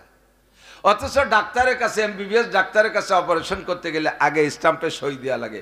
রুগী যদি মারাও যায়, তাহলে ডাক্তারের নামে কোনো মামলা হবে না, ঠিক না? টাকা কটা আগে দেন, কারণ মরিয়ে গেলি পরে টাকা দেবেন না, এই জন্য টাকা কটা আগে ফেলান। মামলাও হবে না, বিলও আগে পরিশোধ। অথচ রুগী ঢেরও হয়ে যেতে পারে, কত রুগী মারা যাচ্ছে, তবুও ডাক্তারের নামে মামলা নেই, কারণ তার সার্টিফিকেট আছে। সেম কোয়ালিটি আলেমের সার্টিফিকেট আছে, মুফতি সাহেবের সার্টিফিকেট আছে, তার হাতে দুটি একটা ফতোয়া, দুটি একটা রুগী মাইরেও খেতে পারে, মরিও যেতে পারে, তবুও তার বিল বন্ধ নাই, তবুও তার বেতন মাইন নাই, তবুও তার নামে মামলা নাই। আপনার সার্টিফিকেটে আপনি লেখাপড়া জানেন না, আপনি তো ফকাফক ফতোয়া দেওয়ার জন্য আউরি থাকেন কে? কাজেই আপনি শুদ্ধ মশলা দিলেও আপনার অপারেশনে সাকসেস হলে আপনার নামে মামলা হবে, আপনি একটা গুনাহগার হবেন। বুঝতে পারছি? কখনো অত তাড়াতাড়ি বলার জন্য চেষ্টা করবেন না। ইহুদি আয়েশা হুজুরকে বললেন, ইয়া মুহাম্মদ আইয়ুল বুকাতা আহাব্বু ইলাল্লাহি ফিদ দুনিয়া ওয়া আইয়ুল বুকাতা আবগাদু ইলাল্লাহি ফিদ দুনিয়া। বলো তো মুহাম্মদ, সারা দুনিয়ার মধ্যে সবচেয়ে ভালো জায়গা কোনটা আর সবচেয়ে খারাপ জায়গা কোনটা? নবী পাকও জানেন সবচেয়ে ভালো মন্দ কোনটা, কিন্তু বিষয়টা আগে আল্লাহ থেকে জানা নাই। যার কারণে হুজুর চুপ করে বসে আছেন। হুজুর ভাবতেছেন আমি যেটাকে সবচেয়ে ভালো জানি, হতে পারে এর চেয়েও ভালো কিছু থাকতে পারে। কারণ আমরা এক জিনিসটা ভালো বুঝি, ওই জিনিসের চাইতে ভালো আরো থাকতে পারে। ওই জিনিসকে যেটাকে ভালো মনে করতেছে ওর মধ্যে খারাপিও তো থাকতে পারে। তো চুনা খাহি খুদা খা হাত চুনি, তো চুনা খাহি খুদা খা হাত চুনি, মেদে হাদি জাদ মুরাদে মুত্তাকি। আমি একরকম চাইতেছি, আমার বিপরীত আল্লাহর একরকম চাইতেছে। আল্লাহর চার মধ্যে কল্যাণ আছে, আমার চার মধ্যে কল্যাণ নাই। এক যুবক রাত্রে স্বপ্নে দেখতেছে 7 খান কোরআন শরীফের উপরে পেশাব করতেছে। কিছু বলবেন না? জগতে আমার মনে হয় এর চেয়ে খারাপ স্বপ্ন আর হতে পারে না। কতক্ষণ কি ব্যাখ্যা করবেন? তুই নামাজ পড়িস নি, তুই আসুসা আবাউ দুয়া দাতাল সুদ খাইস ঘুষ খাইস আকাম করে বেড়াইস জিনাবে বিচার করে বেড়াইস আল্লাহর কোরআনে দাঁত দাঁড়িস রে, এই জন্যই তুই খারাপ স্বপ্ন দেখছিস। আমি হলি তো এই তর্জমা করতাম। যুবক স্বপ্নে দেখছে, এই যেই যুবক স্বপ্নে দেখছে সে যুবক সাবালেগ হওয়ার পরে একটা উক্ত নামাজ তকবিরুল্লাহর সাথে ছাড়া পড়ে নাই, একটা রায় তো তার তাহাজ্জুদ কাজা নাই, দাড়ি গজানোর পরে কোনোদিন দাড়িতে খুরকেসি লাগাই নাই। সাধারণ পাবলিক যুবক, এক্সট্রা কাবিং চার্জ কমপ্লিট, সর্বদিক দিয়ে ইবাদত বন্দেগীতে পারফেক্ট, শতভাগ শিওর পিওর। এই যুবক রাত্রে স্বপ্নে দেখে 7 খান কোরআন শরীফের উপর পেশাব করতেছে। সাথে সাথে ঘুম ভেঙে গেছে, থরথরায় কাঁপতেছে। কি দেখলাম? কোন আমলে ত্রুটি হলো জানি না, কোন আমলে ভুল হয়েছে। ফজর তাহাজ্জুদের নামাজ পড়া ফজর পর্যন্ত জিকির ফিকির কান্নাকাটির পরে ফজরের নামাজ পড়া চলে গেছে দারুল মসজিদের ইমাম সাহেবের কাছে। হুজুর আমি এই স্বপ্নে দেখেছি, স্বপ্নের ব্যাখ্যা কি হতে পারে? হুজুর বলে বাবা এত বড় মারাত্মক স্বপ্নে আমি হাত দিতে পারবো না, তুমি চলে যাও দারুল উলুম দেওবান্দ, ইয়াকুব নানুতুবি রহমাতুল্লাহ আলাইহি স্বপ্নের ব্যাখ্যা জানেন খুব সুন্দর, হুজুরের কাছে যাও। যুবক চলে গেছে দেওবান্দে, যে ইয়াকুব নানুতুবি রহমাতুল্লাহ আলাইহির কাছে জিজ্ঞেস করছে হযরত আমি তো এমন একটা জঘন্য স্বপ্ন দেখেছি, স্বপ্নের কি তর্জমা হতে পারে? হুজুর খুশিতে যুবককে বুকের সাথে জড়িয়ে ধরে বলে বাবা তুই কি নেক আমল করিস যে এত ভালো স্বপ্ন তুই দেখলি? এত আমল করি কোনদিন এমন একটা দামি স্বপ্ন আমি অর্জন করতে পারলাম না, তুই কিভাবে এত দামি স্বপ্ন দেখলি? যুবককে হুজুর আমাকে আপনি কোন ভাবে সাহস দিচ্ছেন আমি জানি না, এর চাইতে নিকৃষ্ট স্বপ্ন হতে পারে বলে আমার মনে হয় না। এ স্বপ্নর ভালোর দিক কি আছে? হুজুর কয় বাবা তুমি কি বিয়ে করছো? কয় না হুজুর। তুমি বিবাহ করবা, বউটা হবে বড় দিনদার। স্বপ্নের ব্যাখ্যা, তুমি বিবাহ করবা, বউটা হবে দিনদার, আমানতদার, সতীত্বপূর্ণ স্ত্রী হবে, সতী স্ত্রী হবে, ধার্মিক হবে, দিনদার, কোরআন পড়নেওয়ালি হবে। এরপরে ওই স্ত্রীর পেট দিয়ে তোমার ঔরসের মাধ্যমে পরপর তোমার 7টা সন্তান হবে, 7টাই পুত্র সন্তান হবে এবং 7টাই কোরআনের হাফেজ হবে, মৌলানা হবে। তোমার ঔরস থেকে 7টা হাফেজ মৌলানা বের হবে। তাই তুমি দেখছো 7 খান কোরআনের পর পেশাব করো। জাহের একরকম, বাতেন আর একরকম, উপরে একরকম, ভিতরে আর একরকম। আমি যেটারে ভালো জানি ওইটা ভালো না হয়ে মন্দ হইতে পারে, আমি যেটাকে খারাপ জানি তার মধ্যে ভালো কিছু থাকতে পারে। কতক্ষণ হুজুর আলাইহিস সালাম চুপ করে বসে আছেন, জানি না আমি যে দুটো জানি ভালো আর মন্দ, এর চেয়ে ভালো মন্দ আছে কিনা, নীরবে চুপ করে আছেন। ইতিমধ্যে আল্লাহ পাক জিবরিলকে পাঠিয়েছেন, জিবরাইল যাও আমার বন্ধু যেন কোন বিপদে পড়ছে তাড়াতাড়ি ছাড়াই দিয়ে এসো। জিবরাইল এসে কয় হুজুর মা তাজান, কি চিন্তা করতেছেন? হুজুর বলেন জিবরাইল সালানি ইহুদি, ইহুদি জিজ্ঞেস করছে দুনিয়ার সবচেয়ে ভালো মন্দ জায়গা কোনটা? জিবরাইল তোমার কি জানা আছে? জিবরাইল কা হুজুর আমিও বিষয়টা আল্লাহ থেকে শুনে জানি না, আমার নিজের থেকে যেটা জানি সেটাও আমি বলবো না, কাজেই শুনে আসি উপরের থেকে। হুজুর কা জিবরাইল শুনতে যাইতে আসতে যদি দেরি হয়ে যায় তাহলে ইহুদি চলে যাবে বাইরে, যে অপপ্রচার দেবে। মুহাম্মদের সামান্য একটা কথা জিজ্ঞাসা করছি, যে কেউ তা জবাব দিতে পারে, এটা সেই সঠিক নবী না। যদি সঠিক মুহাম্মদ নবী হইতো তাহলে জবাব দিতে দেরি করতো না, জবাব দিয়ে দিত। কাজেই তুমি জিবরাইল কবে আসবা তা জানি না, দেরি হইলে কিন্তু বিপদ। জিবরাইল কা হুজুর কত তাড়াতাড়ি আসবো? কয় তুমি বলো কত তাড়াতাড়ি আসতে পারো? কয় ফি তরফাতিল আইন, আমি চোখের পলকে যাবো আর আসবো। চোখের পলক, চোখের পলক মানে কি? চোখে পলক মারতে কটুক সময় লাগে। এমনি চোখের পলক শব্দটা ব্যবহার করা হয় হলো আইনে চোখের পলকের জন্য না। একজনে পাঠাইছেন বিশ্ব রোডে, ওই ওই রাস্তায় পাঠাইছে, যা মোটরসাইকেল নিয়ে যাবি, চোখের পলকে 100 গ্রাম জিনেরি কিনে নিয়ে আসবি। তাহলে এই জায়গাতে 3 মাইল জাতি চোখের পলক, এক পলকে সম্ভবত চোখের টানি দড়ি দৌড়ানো লাগে। এ জায়গা চোখের পলক মানে খুব তাড়াতাড়ি, ঠিক না? চোখের পলক মানে কি? তাড়াতাড়ি, খুব তাড়াতাড়ি আসবো। কেমন যেন চোখের পলক, ফিতার বাতিল আইন। ঠিক আছে যাও। জিব্রাইল রওনা করছে, চলে গেছে, ওখান থেকে মাসালা হল করে আবার চলে আসছে খুব তাড়াতাড়ি। এখন ওই ইহুদি যেভাবে বসা ছিল তারতে মুড়াইয়া আর একভাবে বসছে, এতটুক সময়ও কাটাই নাই, চলে আসছে। তবে জিব্রাইলের চেহারার মধ্যে হাসি হাসি ভাব, খুশি খুশি ভাব। হুজুর বলতেছেন, জিব্রাইল কি ব্যাপার, অন্য কোনো সুসংবাদও সাথে আছে নাকি? খুশি খুশি ভাব কেন? হুজুর একটা ঘটনা আজকে ঘটে গেছে, এর জন্য একটু বেশি খুশি। কি ঘটনা? আমি আর আল্লাহ পাকের মাঝখানে কথোপকথনের জন্য একটা রেড লাইন আছে, ওর ওপাশে আমাকে যাইতে হয় না। আর ওই রেড লাইন পর্যন্ত যাইয়ে থামতে আমার যেভাবে আমি যাই তাতে অনায়াসে থেমে যাই। আমি যাই প্রতিদিন, আমার 2টা ডানা দিয়ে উড়ে যাই। আমার 2টা ডানাকে একবার বাড়ি মারলে 1 সেকেন্ডে 1,86,000 মাইল পথ যায়। আর এহুদিরে বসায় রাইখা খবরটা তাড়াতাড়ি আনার জন্য আমি আজকে আমার 600 ডানা ব্যবহার করছি। 2 ডানায় যদি সেকেন্ডে হয় 1,86,000 মাইল, 600 ডানায় কিন্তু এর থেকে 600 গুণ বেশি হয় না, হাজার হাজার গুণ বেশি হয়। কারণ মোটরসাইকেল 1 গিয়ারে যা চলে 2 গিয়ারে তার চেয়ে ডবল চলে না, বেশি চলে। 3 গিয়ারে 3 গুণ না আরো বেশি, 4 গিয়ারে 4 গুণ না আরো বেশি। গিয়ার 5টা দেওয়ার পর গুণাগুণ থাকে না, খালি মুড়াবেন আর বিশ্বরূপে শাসা গতিতে চলবে। কতক্ষণ? 2 ডানায় একবার বাড়ি দিলে যদি 1,86,000 মাইল পথ হয়, তাহলে 600 ডানা দিয়ে তার চাইতে 600 গুণ বেশি হয় না, হাজার হাজার গুণ বেশি। যানবাহন গতি যত বেশি হয়, তার ব্রেক করতে করতে গস্তি গস্তি চলে যায় তার চাইতে বেশি দূর। পাও দিয়ে আটি হঠাৎ করে দাঁড়ায় যেতে পারি। বাইসাইকেল একটু দূরিত্বে ব্রেক করা লাগে, মোটর সাইকেল আর একটু দূরিত্বে ব্রেক করা লাগে, প্রাইভেট কার আরো দূরিত্বে ব্রেক করা লাগে, রেলগাড়ি 1 কিলোমিটার দূরিত্বে, বিমান 3 মাইল দূরিত্বে থামিয়ে পরে মাটি দিয়ে ঘষতে ঘষতে চলে যায় 3 মাইল। তো অন্যদিন 2 ডানা দিয়ে উড়ে যাবে, রেড লাইন পর্যন্ত যে অনায়াসে থামিয়ে যায়। আজকে 600 ডানা দিয়ে উড়ছি, তো সে ব্রেক করতে করতে একেবারে আল্লাহর কাছে চলে গেছিলাম।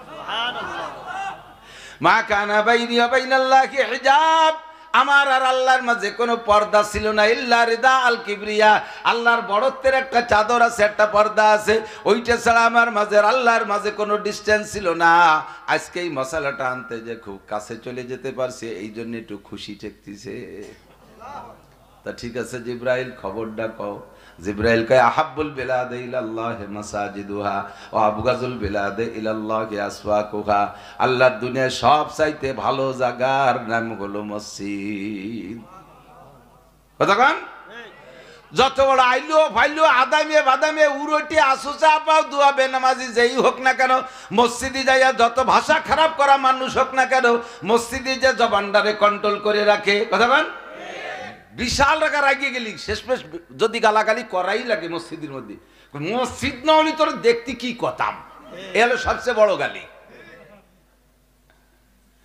যে কথা বাইরে করা যায় কথা মসজিদে করা যায় না, যে কাজ বাইরে করা যায় কাজ মসজিদের মধ্যে করা যায় না। মসজিদ বড় নিরাপদ জায়গা। গশিয়াতুমুর রাহমা নাযালাত আলাইহিমুস সাকিনা, প্রত্যেকটা মসজিদকে রহমতের ফেরেশতারা বেষ্টন করে বসে থাকে, দাঁড়িয়ে থাকে, আর আসমান থেকে বেষ্টনীর মধ্যে সাকিনার প্রশান্তি নাজিল হইতে থাকে। দেখবেন কি সুন্দর আরাম। এই বুড়ো বুড়ো মানুষ, বুড়োকে কিন্তু ঘুম কম, রাত্রি শুয়ে এ পাস ও পাস করতে করতে ম্যাট্রিক পাস এই পাস করে বেলা তো ঘুম আসে না, ঠিক না? খেতা কাপড় দিয়ে টাইচে জড়িয়ে রাখলেও বুড়োর ঘুম আসে না। কিন্তু ওই বুড়োরে মসজিদে শুক্রবারে এনে ইমামের সামনে বসাই দেবেন, হুজুর ওয়াজ শুরু হবে আর বুড়ো ঘুম শুরু হবে। জিমেতি ঘুমাতি নালাইয়ে দাড়ি বাসায় ফেলতেছে, আর একজনের পর হুন্ডিকে যে পড়তেছে, বুড়োরে ঠেলি সুজাই করা যায় না, অথচ বুড়োরা বিছানে দিলি ঘুমায় না। এই যে ঘুমটা কি ঘুম কন্ত? নাযালাত আলাইহিমুস সাকিনা, আসমান থেকে সাকিনা একটা প্রশান্তি আসে, মাথার মধ্যে কোনো টেনশনই থাকে না। সবচেয়ে ভালো জায়গা। আর সবচেয়ে খারাপ জায়গা কোন জায়গা? বাজার সবচেয়ে খারাপ জায়গা। ওয়া আবগাজুল বিলাদ ইলাল্লাহি আসওয়াকুহা, আল্লাহর দুনিয়ার সবচেয়ে নিকৃষ্ট জায়গাগুলোর নাম হলো বাজার। মিথ্যে কথা চলে বাজারে, 2 নম্বরই চলে বাজারে। ওয়াইলুল লিল মুতাফফিফিন আল্লাযীনা ইযা তালু আলান নাসি ইস্তাওবুন ওয়া ইযা কালুহুম আও ওয়াজানুহুম ইউকসিরুন।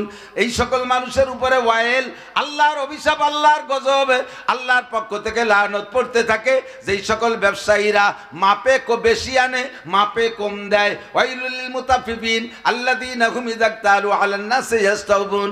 মানুষের কাছ থেকে যখন মাইপে আনে তখন 42 কেজিতে মন আনে, আর বেচার সময় 38 কেজিতে মন। এই কামগুলো হয় বাজারে না? এটা এর কারণে ওদের উপর ওয়াইল, এর জন্য বাজার খারাপ। বাজারে লেখামহীন কথা বলা হয়, গালাগালি কাজাকাজি কেউ রে কেউ ঠেকায় না। সিটারি বাটপাড়ি 2 নম্বরই 9 নম্বরই 6 নম্বরই সব বাজারে চলে। এই জন্য সবচাইতে খারাপ জায়গা বাজার।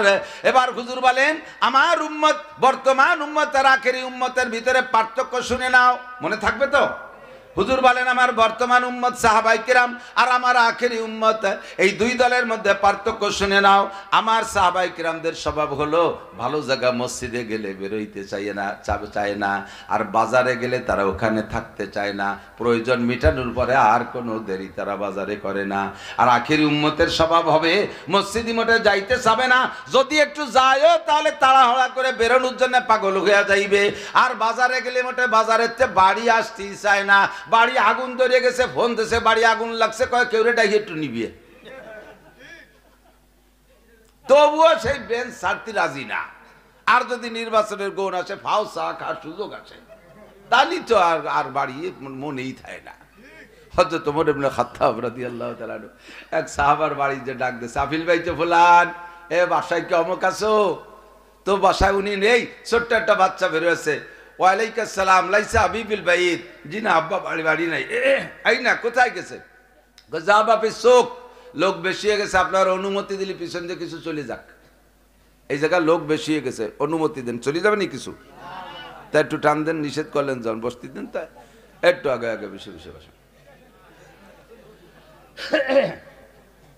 আসেন আসেন আসেন, যে আগাবেন সে না আগানোয়ালার সে 500 বছর আগে জান্নাতে যাবেন, যে না আগাবে তার সে আগানোয়ালা 500 বছর আগে জান্নাতে যাবেন। এই যে একটু ভাষা গোসলেই 500 বছর, ই কি একেবারে আইলে ইনকাম, এর সে সহজ ইনকাম হয় না। একটু তারপরে কেউ কেউ জ্বলে মাথা ঝুলে ভাষা সরে না, এই যে না। হযরত ওমর বলেন আইনা যাহাবা, তোমার আব্বা কোথায় গেছে? ছোট্ট বালক জবাব দেয় যাবাবি ফিসুক, আমার আব্বা বাজারে গেছে। মাতা যাহাবা, কখন গেছে? কাল আন, এই মাত্র গেল। মাতা আরজু, কখন ফিরবে? কাল সায়ারজু, এই তো এখনই আসবে। আমার আব্বারে বেশিক্ষণ বাজারে থাকতে দেখিনি, এ যাবে আর আসবে। বলতে বলতেই সাহাবা চলে আসছে। হযরত ওমর ওখানে দাঁড়ানো থাকতে আসসালামু আলাইকুম ভাই, কোথায় গিয়েছিলেন? বাজারে গেছিলাম। তো এই কখন গেই তো গেলাম, যাই আবার এত তাড়াতাড়ি চলে আসলেন, তো কীর্তি গেলেন? বাজার তো আরামের জায়গা না, ভালো জায়গা না, হুজুর বলছে সবচেয়ে খারাপ জায়গা, এই জন্য বেশিক্ষণ লাস্টিং করি নাই। গেছিলাম কয়টা গুনাহ বেচতে আর কয়টা নেকি কিনতে, খেয়াল করি নাই। সাহাবী বলতেছে, হযরত ওমর বলেন এত তাড়াতাড়ি গেলেন আর এত তাড়াতাড়ি চলে আসলেন, তো কীর্তি গেলেন? কয় যে বাজার তো ভালো জায়গা না, হুজুর থাকতে নিষেধ করছে ওর মধ্যে বেশিক্ষণ, তো গেছিলাম কয়টা গুনাহ বেচে কিছু নেকি কিনতে। হযরত ওমর আশ্চর্য, বাজারে তো সব গলি চিনি, মাছ বাজার, কাপড় পট্টি, জুতো পট্টি, চাইল পট্টি, ডাইল পট্টি, আলাদা আলাদা পট্টি আছে, পোল্ট্রি পট্টি, ওর ভিতরে গুনার পট্টি আর নেকির পট্টি কোনটা তা তো জানি না। তুমি কোন দোকানের থেকে গুনা বেচো আর কোন দোকানে গুনা বেচো আর কোন দোকান থেকে কেন? কয় যে বাজারের যে কোনো কোনায় দাঁড়াইয়া হুজুর বলছেন এই দোয়াটা পড়লে 10 লক্ষ গুনাহ মাফ, আর পড়ার সাথে সাথে 10 লক্ষ নেকি ওই জায়গা আল্লাহ তাআলা লিখে দেয়। লা ইলাহা ইল্লাল্লাহু ওয়াহদাহু লা শারীকা লাহু লাহুল মুলকু ওয়া লাহুল হামদু ইউহয়ী ওয়া ইউমীতু ওয়া হুয়া হাইয়্যুন ওয়া হুয়া আলা কুল্লি শাইইন কাদির।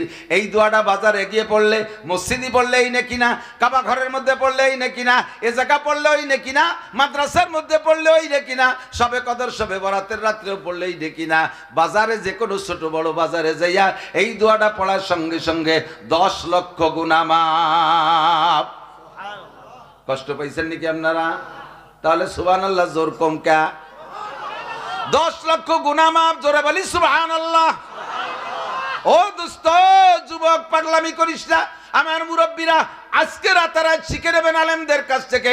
এত বড় সহজ ইনকামের আর কোনো পথ আমার চোখে পড়ে না। একটা দোয়া পড়তে কতক্ষণ সময় লাগে? 5 থেকে 6 সেকেন্ডের ভিতরে আপনার 10 লক্ষ গুনাহ মাফ। একটা গুনার কারণে 7000 বছর জাহান্নাম। এবার 7000 এর 10 লক্ষ দিয়ে গুণ দেন, দোয়াটার কারণে কত বছর জাহান্নাম থেকে বেঁচে গেলেন। শুধু এবার এই পর্যন্তই না, আল্লাহ পাকের স্বভাব হলো ইউদাব লাহুল আযাবু ইয়াউমাল কিয়ামাতি ওয়া ইয়াকলুদ ফীহি মুহানা ইল্লা মান তাবা ওয়া আমানা ওয়া আমিলা আমালান সালিহা ওয়া উলাইকা ইউবাদদিলুল্লাহু সাইয়্যাতিহিম হাসানাত। আল্লাহ পাকের স্বভাব, বান্দাকে কোনো আমল বা তওবার কারণে যদি গুনাহ মাফ করে দেয়, তওবার কারণে যেমন গুনাহ মাফ হয়, কোন নেক আমলের কারণে গুনাহ মাফ হয়। কোরআনে কারীমের সাক্ষী, ইন্নাল হাসানাতি ইউযহিবনাস সাইয়্যাত, ইন্নাল হাসানাতি ইউযহিবনাস সাইয়্যাত। নেকিতে গুনাহ খেয়ে দেয়। যদি কখনো আল্লাহ পাক বান্দার নেক আমলের ওসিলায় অথবা তওবার কারণে গুনাহ মাফ করে দেয়, তাহলে যত সংখ্যা গুনাহ মাফ করে অত সংখ্যা পরিমাণ নেকি তারে দিয়ে দেয়। সাথে সাথে দায়িত্বশীল ডান কাদের ফেরেশতাকে আল্লাহ বলেন, ও ফেরেশতা তুমি কলম কামড়ায় ধরে বসে রইছো কেন? কয় আল্লাহ কি করব? কয় তুমি শূন্য স্থান পূর্ণ করো। শূন্যতে হয়েছে কি পরিমাণ? কয় 10 লক্ষ গুনাহ মাফ করে দিয়ে 10 লক্ষ জায়গা খালি হয়ে গেছে।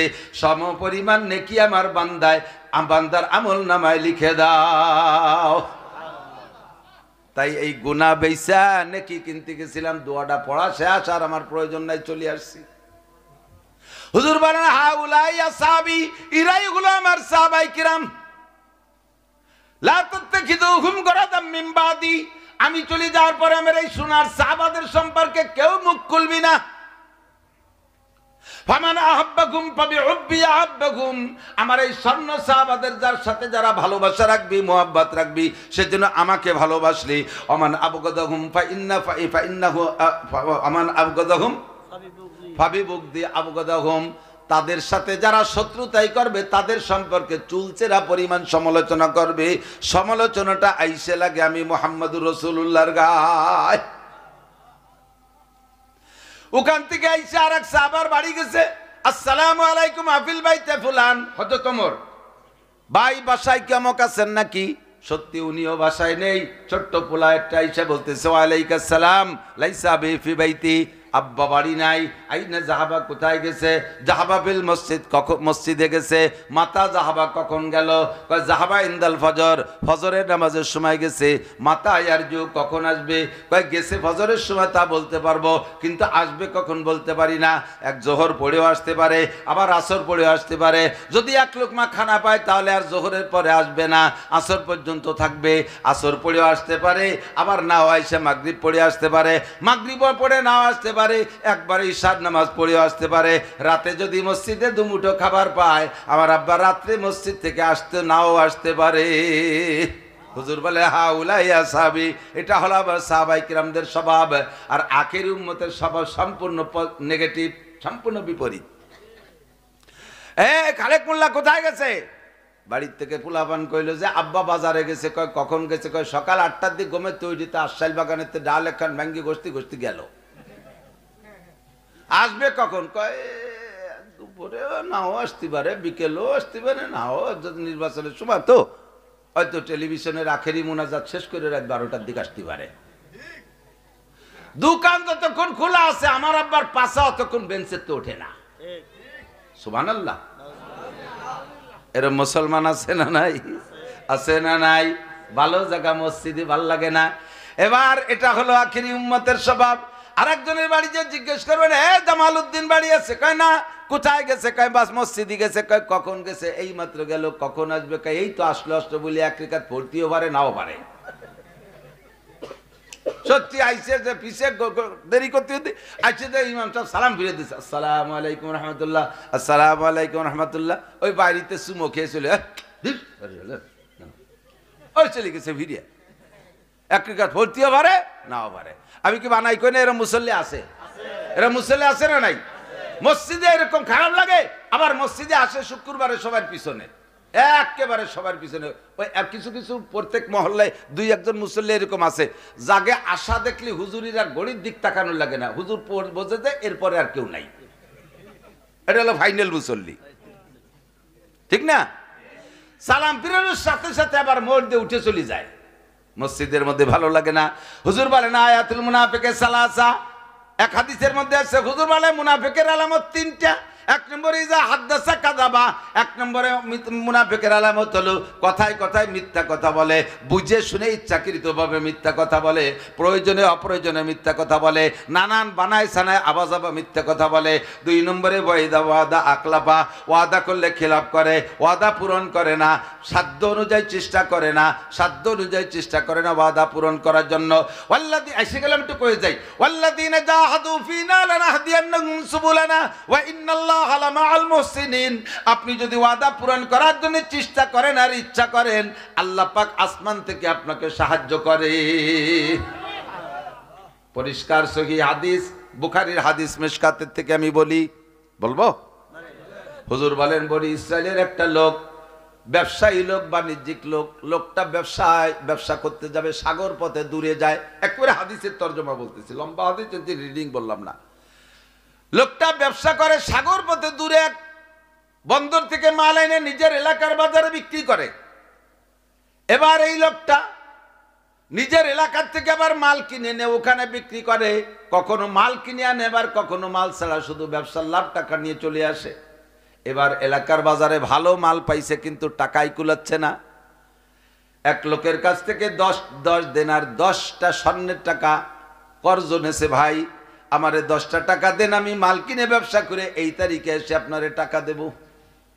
লোকটা সত্য সঠিক ওয়াদা পূরণ করার নিয়ত করেই নেছে, ব্যবসার মাল কিনে নিয়ে যে ওই বন্দরে বিক্রি করছে। বিক্রি করার পরে এবার জাহাজে রওনা দিছে। যে টাইমে রওনা দিলে সে টাইম মতো টাকা দিতে পারে, সেই টাইম মতোই সে রওনা দিছে। কিন্তু সাগরের মাঝপথে আসলে উল্টো দিক থেকে বিশাল ঝড় ছাড়ছে। ঝড়ে জাহাজটাকে এদিক তো আসতে দেয়নি, উল্টো দিক ওই বন্দর ছাড়িয়ে আরো অনেক দূর পিছনে নিয়ে চলে গেছে। এখন লোকটা চিন্তার মধ্যে পড়ে গেছে, আরে আল কারিবু ইজা ওয়াদা ওয়াফা, সর্বসময় সর্বজামানায় ওই লোকগুলোই সম্মানী এবং দামি, তারা যা ওয়াদা করে তাই পূরণ করে। আজকে লোকটার কাছে ওয়াদা খিলাফ হয়ে যাবে, টাইম মতো তো অবশ্যই যাইতে পারবো না, যতদূর পিছই চলে আসি এইটুক উজইয়া ওই বন্দরের ঘাট পর্যন্ত যাইতে সেই তারিখ এসে যাবে, এরপরে তো আরো 7 দিন লাগবে, আমি তো ওয়াদা পূরণ করতে পারবো না। কি হবে লোকটার সামনে মুখ দেখাবো কি কইরা? এই 7-5 ভাবি চিনতে লোকটা একটা বাঁশ নেছে, বাঁশের শব্দ, সেই বাঁশের একই স্বভাব, 2 মাথায় গিরি আছে, মাঝখানে ফাঁকা। উনি বাঁশটা নিয়ে একটা 3-4 হাতে একটা বাঁশ নিয়ে বাঁশের মাঝখানের একটা খোপের থেকে এক টুকরা বের কইরা ওই 10টা টাকা ওই বাঁশের মধ্যে ঢুকাইয়া ওই টুকরে ঢুকাই দিয়া ওই টুকরে লাগাই দিয়া সুন্দর করে ফিতে দিয়ে এমনভাবে বাঁধছে যাতে পানি না ঢোকে। এবার বাঁশখান্ডে ছাইড়ে দিয়ে কয়, আল্লাহ রব্বুল আলামিন, আমার সম্ভব না, আমি যে পদ্ধতিতে যাব এই পদ্ধতিতে ওই লোকের কাছে টাইম মতো যাওয়া সম্ভব না। আমি তোমার কাছে টাকা আমানত দিলাম, আমার ভাইয়ের টাকা ভাইয়ের কাছে পৌঁছাই দিও। কিসসাটা নবী আলাইহিস সালাম বনি ইসরাইলের কিসসা হুজুর বর্ণনা করতেছেন।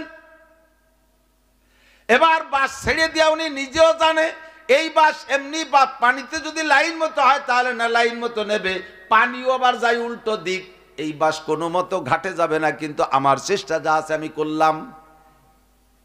বাঁশ ছেড়ে দিয়ে লোকটা দোয়া মুনাজাত করে, কান্নাকাটি করে। 1-2 দিন পরে আবহাওয়া ভালো হইলে এরপরে জাহাজ রওনা দিছে। নির্দিষ্ট টাইমের চাইতে 1 সপ্তাহ পরে গেছে জাহাজ এলাকায়। এবার টাইম মতো তারিখ মতো পাওনাদার ঘাটে এসে অপেক্ষা করতেছে, জাহাজ আসবে, জাহাজের থেকে নাইমা ওই লোক আমার টাকা দেবে। মনে মনে একটু লোভ তো থাকেই, নিশ্চয়ই ব্যবসা করে লাভ ভালো হইলে আমারে কিছু হাদিয়াও দিতে পারে, এমন একটা কিছু আশা, কমপক্ষে আমার মূল টাকাটা পাবো, এই বলে ঘাটে আইছে। কিন্তু ঘাটে কোনো জাহাজ নাই তারিখ মতো।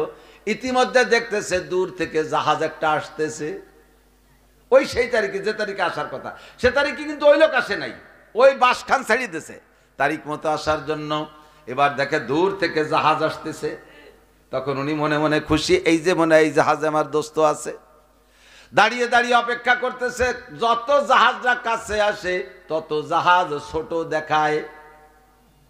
সাগরের পাড়ে কেউ গেছেন নাকি আমি জানি না, বড় বড় জাহাজ দূরে একটু মেজের কাঠির মতো, মেজের খাপের মতো দেখা যায়। যত কাছে আসে তত বড় হয়।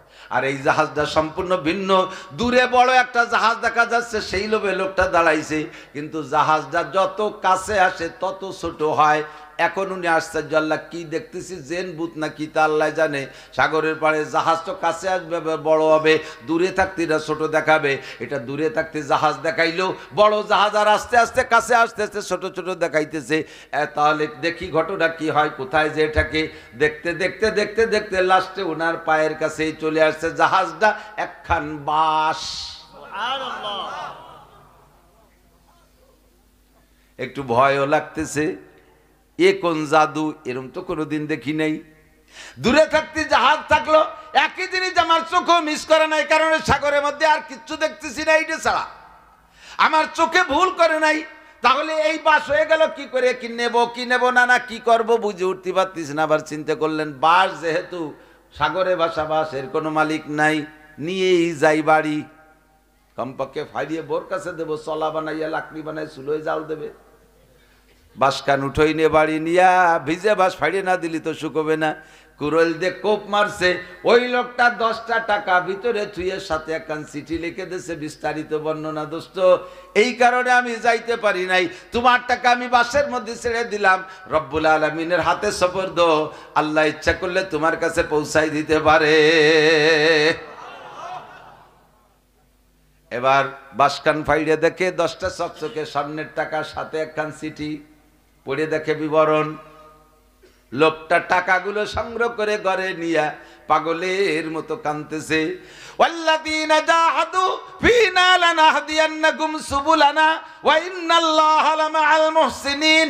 আল্লাহ পাক বলেন, তুমি আমারে পাওয়ার জন্য চেষ্টা করো, যেখানে যে তোমার চেষ্টা শেষ হবে ওখান থেকে আমার রহমতের হাত দিয়ে টান শুরু করব। কর্জ পরিশোধের জন্য তুমি চেষ্টা করো, আমি তোমাকে পরিশোধের সুব্যবস্থা করে দেব। একদল আছে নিয়ার সময় নিয়ত করে, কইয়ে যাচ্ছে শুক্রবার, ও তো বছরের মধ্যেও দেব না। এরকম কিছু আছে না, সেটা নিয়ার সময় এরকম টাল্টু বাল্টু নিয়ত করে, যার কারণে তৌফিকও তার হয় না, তৌফিক হলেও দেবে না, এই জন্য তৌফিকও তার হয় না। ভালো করে মনে রাখেন, কর্জ করার টাকা হোক, দিনাদায়ীকে যে কোনো ভাবে টাকা হোক, মানুষের হক মখলুকের হক, 100 পয়সায় তো 1 টাকা, এই 100 পয়সা থেকে 2 পয়সা 2 পয়সা, প্রত্যেক 2 পয়সা যদি কের দুনিয়ায় দিনা থাইকে যান, আবার প্রত্যেক 2 পয়সাও যদি মাত্র ওয়ানলি দুনিয়া পয়সারও যদি দিনা থাইকে যান, কিয়ামতে পুল সিরাত, আপনার নামাজ রোজা হজ যাকাতে পুল সিরাত পার হয়ে যাওয়ার পরে আর একটা পুল হবে, এইটার নাম হবে সিরাতুল কিসাস। সিরাতুল কিসাস প্রতিশোধ গ্রহণ করার পুল। পাওনাদার আর দিনাদাররে মুখোমুখি উঠোই দিয়ে বলবে, যে যার কাছে যা পাইবা আদায় করে নাও। তখন আপনি বলবেন আমার টাকা ফেলাও, আপনি টাকা দেবেন কোন জায়গার থেকে? পড়ে গেছেন দুনিয়ার থেকে কাফন, কাফনের তো পকেট নাই। আইনুদ্দিন আজাদ বলেন না, আইনুদ্দিন আজাদের একটা গজল আছে, এত টাকা রাখবা কোথায়, কাফনের তো পকেট নাই। কথা বলেন, এত টাকা নিবা কোথায়, কাফনের তো পকেট নাই। এই লক্ষ লক্ষ টাকার দিনা পরিশোধের টাকা কি নিয়ে গেছেন নাকি? প্রত্যেক 2 পয়সার বিনিময় এবার কি করা হবে? আল্লাহ পাক বলবেন, এই পাওনাদারকে দিনাদারের যে দিনা, এর আমল নামা থেকে পাওনাদারের আমল নামায় প্রত্যেক 2 পয়সার বিনিময়ে 700 রিকাত নামাজ ট্রান্সফার করে দাও। কত রিকাত? 2 পয়সায় 700, তাড়াতাড়ি বসে পড়েন। 2 পয়সায় 700 রিকাত নামাজ। হুকুকুল ইবাদ পরিশোধ করে যাইও। দোকানের থেকে কেনাকাটা করো ভাই, শুক্রবারে টাকা দেব, বছরের মধ্যে আর শুক্রবার আসে না। অন্যান্য গলিতে দোকানের থেকে কেনাকাটা নগদ টাকা দিয়ে করে চলে যাও, পাওনাদাররে টাকা দাও না। এরকম দিনা যেখানে আছেন হকগুলো পরিশোধ করে দেন। অনেকে আছে বুড়োরা মরার আগে ছেলেদের নামে জায়গা জমি দলিল করে দিয়ে যায়, মাইয়াগুলোরে বঞ্চিত করে যায়। সাবধান, ছেলেকে নামে জমি রেখে দেয়, ছেলেরা বুনডে মাহরুম করে। বাপেও যদি সিদ্ধান্ত নিতে চায়, তুমি সিদ্ধান্ত মেনে নিবা না, বুনডে হক মারবা না। তুমিও সেই বাপের ঔরসের সন্তান, তোমার বোনটাও সেই বাপের ঔরসের সন্তান, সেও তোমার বাপের কাছ থেকে হক পাবে, সে পাবে অর্ধেক, তুমি পাবা ডবল। তুমি তারটা মারিয়ে খাওয়ার চেষ্টা করো না। আল্লাহর কসম, আল্লাহ যদি সত্য হয়, আর আমার নবী যদি সত্য হয় তাহলে তাদের বাণীও সত্য, আর আল্লাহ যদি সত্য না, আল্লাহ সত্য, নবী সত্য, আমার কথাও সত্য, হাসরের মাঠও সত্য, জবাব দেওয়া লাগবে, পরিশোধ করাই লাগবে। মানুষের হকগুলো পরিশোধ করে রাখেন। নামাজ 2 ওয়াক্ত কম পড়ছেন, ব্যাগটাই কান্দে দেবেন, আল্লাহ মাফ করলে করতে পারে।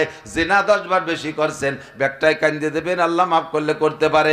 রোজা 2টা কম রাখছেন, ব্যাগটাই কান্দে দেবেন, আল্লাহ মাফ করলে করতে পারে। কিন্তু আমার একটা গালি দেন, আমি মাফ না করলে ক্ষমা হবে না, এইটা আল্লাহ মাফ করবে না।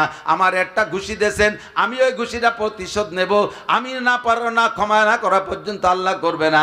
আপনি আমার জমি দখল করছেন, আমি ক্ষমা না করলে আল্লাহ আপনারে ক্ষমা করবে না। আমার কাছ থেকে ঘুষ খাইছেন, আমি ক্ষমা না করলে ক্ষমা হবে না। আমার কাছ থেকে সুদ খাইছেন, সুদ আমার হক, এটা আপনি কেন নিয়ে গেছেন আমার কাছ থেকে ফাঁকি দিয়ে, টাকা দিয়া? এটা প্রত্যেক 2 পয়সার বিনিময়ে 700 রাকাত নামাজ দেওয়া লাগবে। কয় নামাজ শেষ, এমন কি দেবো? কয় নামাজ শেষ হয়ে গেলে রোজা ধরো। কয় রোজাও শেষ, আরো টাকা বাকি রয়েছে, ধরো আর কি আছে। সব দেওয়ার পরে কয় আল্লাহ আরো 500 টাকার দিনা আছে। কয় পাওনাদারের আমল নামার থেকে গুনাহগুলো এই দিনাদারের আমল নামায় দিয়ে দাও। লাস্ট ফিনিশিং বলে যাই, যারা বিয়ে করছেন, নোটক বাটুসকুট কথা হবে না। আপনারা আমার দেশের মানুষ, মোহাব্বতের মানুষ, রাগ করেও করতে পারি, দমক দিয়ে বলতে পারি, অধিকার আমার আছে না নাই? সবাইরে নিয়ে যাতে একসাথে হাসতে হাসতে আমরা জান্নাতে যাইতে পারি, বলে আমিন। এজন্য কান খাড়া করার জন্য একটু মাঝে মাঝে শব্দ ব্যতিক্রম হয়ে যায়, দুঃখ নিয়েন না। যারা বিয়ে করেছেন, স্ত্রীর দেনমোহর পরিশোধ করছেন নাকি একটু পিছনের দিক তাকান। যদি স্ত্রীর দেনমোহরের টাকা না দিয়ে থাকেন, কিয়ামতের ময়দানে ইয়াফিরুল মারউ মিন আখি ওয়া উম্মিহি ওয়া আবি ওয়া সাহিবাতিহি ওয়া বানি। সাহিবা মানে স্ত্রী, স্ত্রী আপনাকে পরিচয় দেবে না, পাওনা আছে এইটা মনে করে যে বলে বুড়ো টাকা ফেলা। কি টাকা? দিনমোহরের টাকা। আমার টলমলে যৌবনটা তোমার হাতে সপর্দ করেছিলাম, দীর্ঘ 50-60 বছর পর্যন্ত যেমন খুশি ব্যবহার করেছো, কোনোদিন বাধা দেই নাই। আমারে দিয়ে 1 ডজন ছেলে মেয়ে পয়দা দিয়েছো, আমি তোমার 1 ডজন ছেলে মেয়েরে দুধ খাওয়াইয়া বড় করছি, তাদের গুমুত আমি সাফ করছি। সন্তানগুলো পরিচয় দিয়েছে তোমার, আমি মায়ের সাথে পরিচয় হয় নাই, সন্তান তোমার বলে পরিচিত ছিল, তোমার এত খেদমত করছি, আমার টাকা কয়টা দাও নাই, টাকা ফেলা বুড়ো। আপনি কবেন আজ কি আর বা একসাথে বলবেন, তুই নাক ভাঙি ফেলে তো স্যান্ডেল দিয়ে ভালো ইয়া, টাকা ফেলা। আমি টাকা জাহান্নামের মধ্যে দিয়ে গাদি দিয়ে ওর মধ্যে বসে থাকবো, টাকা ফেলা। হেসে উড়াই দিয়েন না, হেসে উড়াই দিয়েন না, টাকা ফেলা করেন না। ও তো বাসর রাত্রি মাফ হয়ে গেছে, ওই মাফে মাফ হবে না দুদু, ওরে মাফ কয় না। বাসর রাতে একটা রায় চলো, ওই রাত্রে তুমি চালাইরে কৌশল করে গাতি মেরে বসে রয়েছে আর একদিক ফিরে। কি ব্যাপার? এতদিন পর বিয়ে শাদী হলো, আজকের রাতটা আনন্দের রাত, তুমি ওদিক মুখ পোড়ায় বসে রয়েছো আড়ি মারা কুত্তর মতো। এত খুশি আসে কোন জায়গায়? এই যে বিয়ের অনুষ্ঠানে বসে 3.5 লাখ টাকা গাড়ে উঠাই দিছে, এইটা আর চিন্তায় কি আর খুশি থাকে? বউ কাজে দাও সব বাদ, ওগুলো সব বাদ দিয়ে বাদ করে। এই হলো মাপের পদ্ধতি।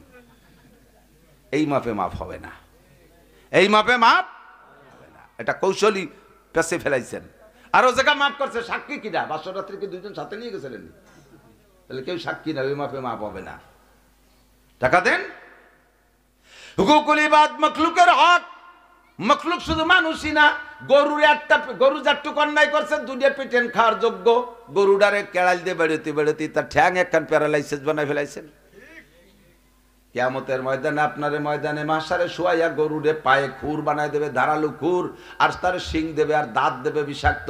তুই কামড়া, গুতু আর পাড়া, যে কয়টা বাড়ি বেশি দেশে ওই কয়টা তুই পরিশোধ করে নে, প্রতিশোধ নিয়ে নে।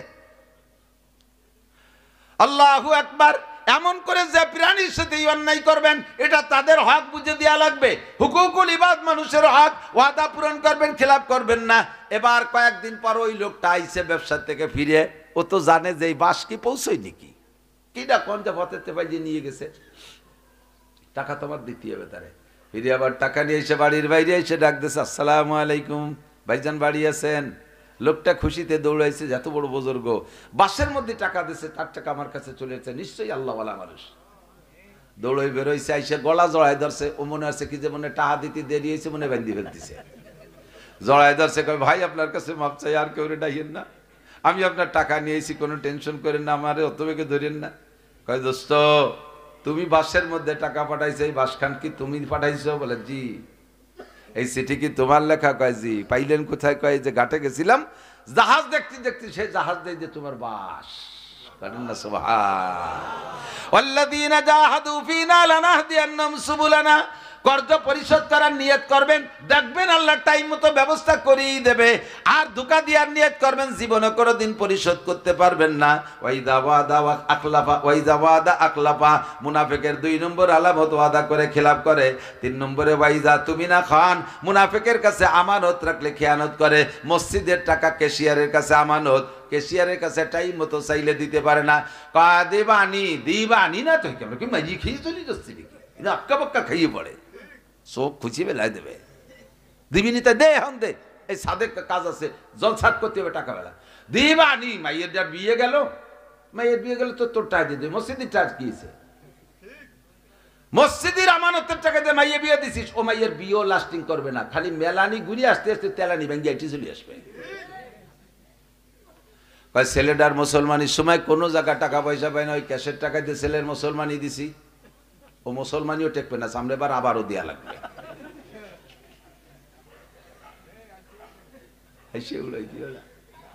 ক্যাশের টাকা দিয়ে দালানে ছাদ দিছিস, বড় তাল গাছ ভেঙে তো ছাদের বার বাড়বে। ক্যাশের টাকা দিয়ে দোকানের পুঁজি বানাইছিস, দোকানে আগুন লাগবে, চুরি হবে, ডাকাতি হবে। ক্যাশের টাকা দিয়ে যা করবি তাতে খেয়ানত হবে, তার ভিতরে বরকত হবে না, তার ডিমোশনের দিকে চলিয়া যাইবে। আমানতের খেয়ানত করা 3 নম্বর। 4 নম্বর আর একটা কথা বলি, ওয়াইদা তাকাল্লামা ফাজারা, আমার দিক, ওয়াইদা তাকাল্লামা ফাজারা, মুনাফিকের 4 নম্বর আলামত হলো কথায় কথায় মিথ্যা, কি বলা হয়, কথায় কথায় বকানি দেয়, কাজানি দেয়, গালাগালি করে, নারীদের সরঙ্গা উচ্চারণ করে ধম করে একটা বকানি দেয়, পুরুষের সরঙ্গা উচ্চারণ করে একটা বকানি দেয়, একেবারে অকথ্য ভাষায় গালাগালি করে।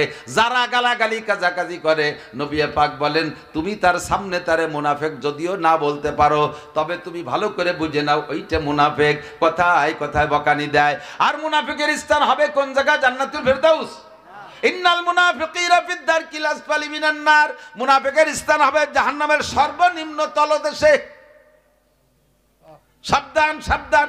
আরে জাহান্নামের উপরে ভাসতে থাকলে পিসা হুজুরের সাথে মোহাব্বত ছিল দুনিয়ায়, হুজুর দেখে বলবে আল্লাহ এ তো আমার এলাকার মানুষ, আমি গেলে কত যত্ন করতো, কোন বেকায়দায় পড়ে জাহান্নামে গেছে, মেহেরবান আল্লাহ ওরে একটু মাফ করে দাও। হুজুরের সুপারিশে পার পেয়ে যেতে পারেন, কিন্তু যদি জাহান্নামের তলে পড়ে থাকেন হুজুর তো দেখবে না, আজীবন পড়ে থাকবেন। আর এই জাহান্নামের তলে থাকবে যত মুনাফিক, তারা যে কয়টা আলামত বলছি, 1 নম্বরে মিথ্যাবাদী মুনাফিক, 2 নম্বরে ওয়াদা খিলাফকারী, 3 নম্বরে আমানতের খেয়ানতকারী। মেম্বাররা ওয়ার্ডের আমানত মারে, ইউনিয়নরা চেয়ারম্যানরা ইউনিয়নের আমানত মারে, এমপিরা সিটের আমানত মারে, মন্ত্রীরা মন্ত্রণালয়ের আমানত মারে, হেডমাস্টার স্কুলের আমানত মারে, প্রিন্সিপাল কলেজের আমানত মারে।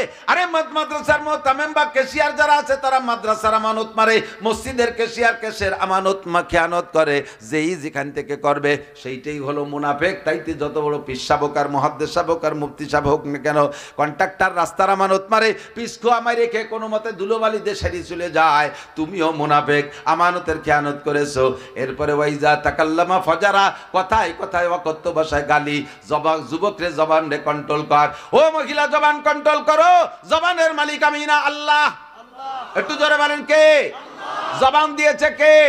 স্বীকার করেন আর না করেন আল্লাহ জিজ্ঞেস করে, আলাম নাজআল লাহু আইনাইন, তোর চোখকে আমি দেই নাই, ওয়া লিসানান ওয়া শাফাতাইন, ঠোঁট আর জিহ্বাকে আমি দেই নাই। চোখরে ইচ্ছামতো ব্যবহার করিস, মোবাইলের ভিতরে ইঙ্গে পড়ে ডুব করে বসে থাকিস, গেম খেলিস আর বিদেশি ল্যাংটা ছবি দেখিস, তোর চোখ কিন্তু আমি শেষ করে দেব, চোখের পাওয়ারলেস করে দেব। মরার 10 বছর আগের থেকে চোখের পাওয়ার কেড়ে নেব, পায়খানার দরজা খুঁজে পাবি না, চশমা ছাড়া হাত ধরে না নিলে যাইতে পারবি না, চোখ শেষ। এই কথা কইছ কেন ছোটরা? আল্লাহ ওয়া লিসানান ওয়া শাফাতাইন, জিহ্বা আর ঠোঁট দিয়ে কথা বলি দিয়েছেন কে? আল্লাহ। আরে জিব্বে থাকলেই কথা বলা যায় না। আমার মুখের জিব্বেরও যে সাইজ, একটা ছাগলের মুখের জিব্বেরও সেই সাইজ। ছাগলের জিব্বেটা নাড়া দিলি ভ্যা ভ্যা শব্দ হয়। আমার মুখের জিব্বেরও যে সাইজ, কুত্তর মুখের জিব্বেরও কিন্তু একই সাইজ। তারটা নাড়া দিলে ঘেউ ঘেউ শব্দ হয়, আর আমারটা নাড়া দিলে কত সুন্দর সুন্দর কথা হয়। তাহলে জিব্বেরই কোনো কারামতি নাই। জিব্বেরে দিয়ে কথা বলাই কে? ওই জিব্বে দিয়ে কি বলো একটু হিসাব রাখো। ওই জিব্বে দিয়ে কি বলো হিসাব রাখো। আরে ওই জিব্বে দিয়ে কি বলো হিসাব রাখো।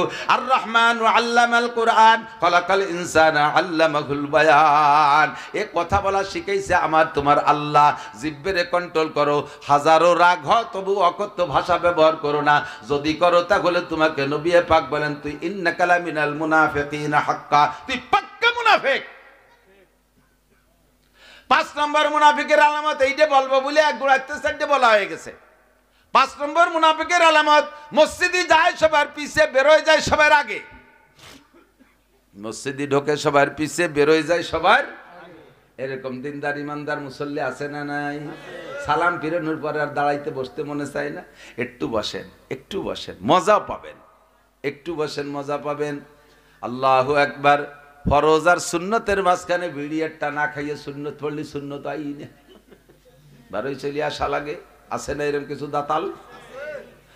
নামাজ সিয়া, ফরজ নামাজ আর সুন্নত নামাজের মাঝখানে টেলিভিশন শুরু হয়ে গেল নাকি? সংবাদ আছে, বিশ্ব সংবাদ, খেলা আছে। কোনো মতে ফরজ 2 রাকাত পড়িয়ে দৌড়ে টেলিভিশনের সামনে, সুন্নত থাক আগে খেলা দেই। মেসি নেইমারের খেলা, সুবহানাল্লাহ। হ্যাঁ, মেসি আর নেইমারের খেলা। আমার দিক আমার দিক। কাজী আমার ভালোবাসার জায়গা হবে কোনটা? একটু বলেন না কোনটা?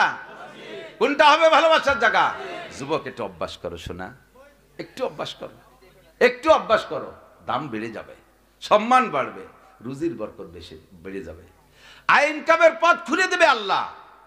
নবী পাক বলেন, মান হাফাজ আলা সালাওয়াত আকরামাহুল্লাহ বিখামসি খিসাল। 5 ওয়াক্ত নামাজ একটু মসজিদে এসে পড়, 5টা পুরস্কার দেওয়া হবে। তার ভিতরে 1 নম্বর পুরস্কার, যেটার ধান্দায় তুমি মসজিদে আসতে সুযোগ পাও না, ওই ধান্দাটা আল্লাহ তাআলা দূর করে দেবে। ওই ধান্দার মধ্যে আল্লাহ পাক সহজ করে দেবে। সেই ধান্দা হলো রুজির ধান্দা। চাকরির কারণে নামাজ পড়তে পারি না, চাকরি রুজির ধান্দা। ধান কাটা লাগছে, নামাজ পড়তে পারি না, ধান কাটা রুজির ধান্দা। ব্যবসার কারণে নামাজ পড়তে পারি না, ব্যবসা রুজির ধান্দা। আর আল্লাহর নবী বললেন, যেই ব্যক্তি নামাজ পড়ে নিয়মিত, আল্লাহ তার রুজির জিম্মাদারি নিয়ে নেয়, প্রশস্ত রিজির ব্যবস্থা, রিজিকের ব্যবস্থা করে দেয়। একটু বলি না সুবহানাল্লাহ। কাজেই যুবক, তোমার হাতে ধরি, পায়ে ধরি, পাগলামি করো না। জবান কন্ট্রোল করো, চোখরে হেফাজত করো, হাতরে কন্ট্রোল করো, কানরে হেফাজত করো, শরমগারে কন্ট্রোল করো, পারে হেফাজত করো, কয়েকটা অঙ্গরে তুমি হেফাজত করো। তুমি দুনিয়ায় যুবক হইয়া স্কুল কলেজ ইউনিভার্সিটিতে পড়েও তুমি আল্লাহর ওলি হবা। ভ্যান রিক্সা চালায় আল্লাহর ওলি হয়ে যাইবা। আরে খেত খাবারে কাজ কাম করে আল্লাহর ওলি হবা। মেম্বারি চেয়ারম্যানি করেও তুমি আল্লাহর ওলি হবা। তুমি ABM BCS পাস করে আল্লাহর ওলি হবা। তুমি সেনাবাহিনীতে চাকরি করে আল্লাহর ওলি হবা। তুমি পুলিশে চাকরি করে আল্লাহর ওলি হবা। আমার গোপালগঞ্জে বহু পুলিশ আছে। গোপালগঞ্জে অনেক পুলিশ আমি চিনি, যেই পুলিশগুলো আমার মতো মৌলবীদের চাইতে 1000 গুণে আমলে উঠবে। প্রত্যেক সোমবারে রোজা রাখে পুলিশের একজন DIG, প্রত্যেক সোমবারে রোজা। এত বড় দাড়ি, একটা রায় তো তাহাজ্জুদ কামাই নাই। আর তাহাজ্জুদ পড়ি আর অন্য আমলে জড়িয়ে পড়ি। আর আল্লাহর বান্দা তাহাজ্জুদ পড়িয়া জিকির করতে করতে ফজর পর্যন্ত কান্নাকাটি করে। একজন পুলিশের বড় অফিসার DIG মানে বিভাগীয় প্রধান। তুমি আল্লাহর ওলি হয়ে যাবা, চলে আসো। আল্লাহ পাক রব্বুল আলামিন বলেন, ওমা উমিরু ইল্লা লিয়াবুদুল্লাহ মুখলিসিনা লাহুদ্দিন। ও বান্দা, তোমাকে হুকুম করা হয়েছে যে ইবাদত করবা, প্রত্যেকটা ইবাদত একমাত্র কার জন্য? আল্লাহর জন্য। কে আমারে ভালো বললো আর কে মন্দ বললো কিছু আসে যায় না। সারে দুনিয়া হো মুখালিফ, सारे दुनिया हो मुखालिफ, फिर न कोई नुकसान है, कोप नहीं कुछ गम नहीं, जब रहमत रहमान है। আল্লাহ যদি আমার পর রহমত করে, দয়া করে, নবী আমার আর আল্লাহ যদি আমার থাকে, সারা দুনিয়া বিপক্ষে গেলেও কিছু আসে যায় না। পাহাড় সমান আমল করবেন, ইখলাস না থাকলে একেবারে সরিষার চাইতে ছোট্ট দেখাবে। আর পরিশেষমান আমল করবেন, ওর মধ্যে যদি ইখলাস থাকে ওইটা পাহাড় হয়ে আপনার আমল নামায় উঠে যাবে। আখলিস দীনাকা ইয়াকফিকাল আমালুল কলিল। নবী পাক বলেন তোমার আমলকে খাঁটি করো, তোমার ঈমানকে খাঁটি করো। খেয়াল করে না, তোমার ঈমানকে খাঁটি করো, ঈমানকে পিওর করো, ঈমানের মধ্যে ভেজাল ঢুকাইও না। ভালো করে বোঝেন নাই, ঈমান রে পিওর করো কি মানে? বিশ্বাস করি কাকে? রিজিক দাতাকে, পালন কর্তাকে, অর্থদাতাকে, কেড়ে নেওয়ালাকে, আরে বাঁচানেওয়ালাকে, মারনেওয়ালাকে। আগামী নির্বাচনে কারে ক্ষমতায় দেবে এটা কার হাতে কলম। কাজেই এ জায়গা আমার কোনো মাতবাড়ি কেদ্দারি নাই, যেহেতু পাগলামিরও দরকার নাই। আমার ইমানকে ফ্রেশ করি। ব্যারাক অ্যাডামস, কারিতাস, বিআর ডিভিশনের জাগরণী চক্র, আশা, প্রশিকা, গ্রামীণ ব্যাংক কেউ আমারে রুজি দিতে পারে না। হাসিনা খালেদা আমারে বাঁচাইতে পারে না। ডক্টর ইউনূস আমারে মারতে পারে না। বাঁচায় আমার আল্লাহ, মারে আমার আল্লাহ। কতক্ষণ আমার এই জায়গায় ইমান রে ফ্রেশ করব, ইবাদত যা করব একমাত্র আল্লাহরে খুশি করার জন্য। নামাজ না পড়লে আব্বা রাগ করে, সেই জন্যই পড়ি। তাহলে এই নামাজকে আল্লাহর জন্য না আব্বার জন্য? কাকা আপনি তোকে মসজিদে আসেন, নিয়মিত মসজিদে দেই। বাড়ি কি জ্বালায় যে পড়ছি, বিটিকে জ্বালায়, বাড়ি ধার কায়দা আছে নাকি? তাহলে নামাজ পড়তেছে কাকে জ্বালায়? এটা আল্লাহর নামাজ হয় নেই। এরকম আছে না নাই? আছে না এরকম বহুত? আপনি যদি দাড়ি রাখতেন, এদিন যে ভালোই দাড়ি, এই বয়সে দাড়ি না রাখলে মানসি কি কয়? তো দাড়িও রাখছে, আবার কার জন্য না? আল্লাহর জন্য না। এটা হলো মানসি কি কয় তাই ঠেয়ানোর জন্য।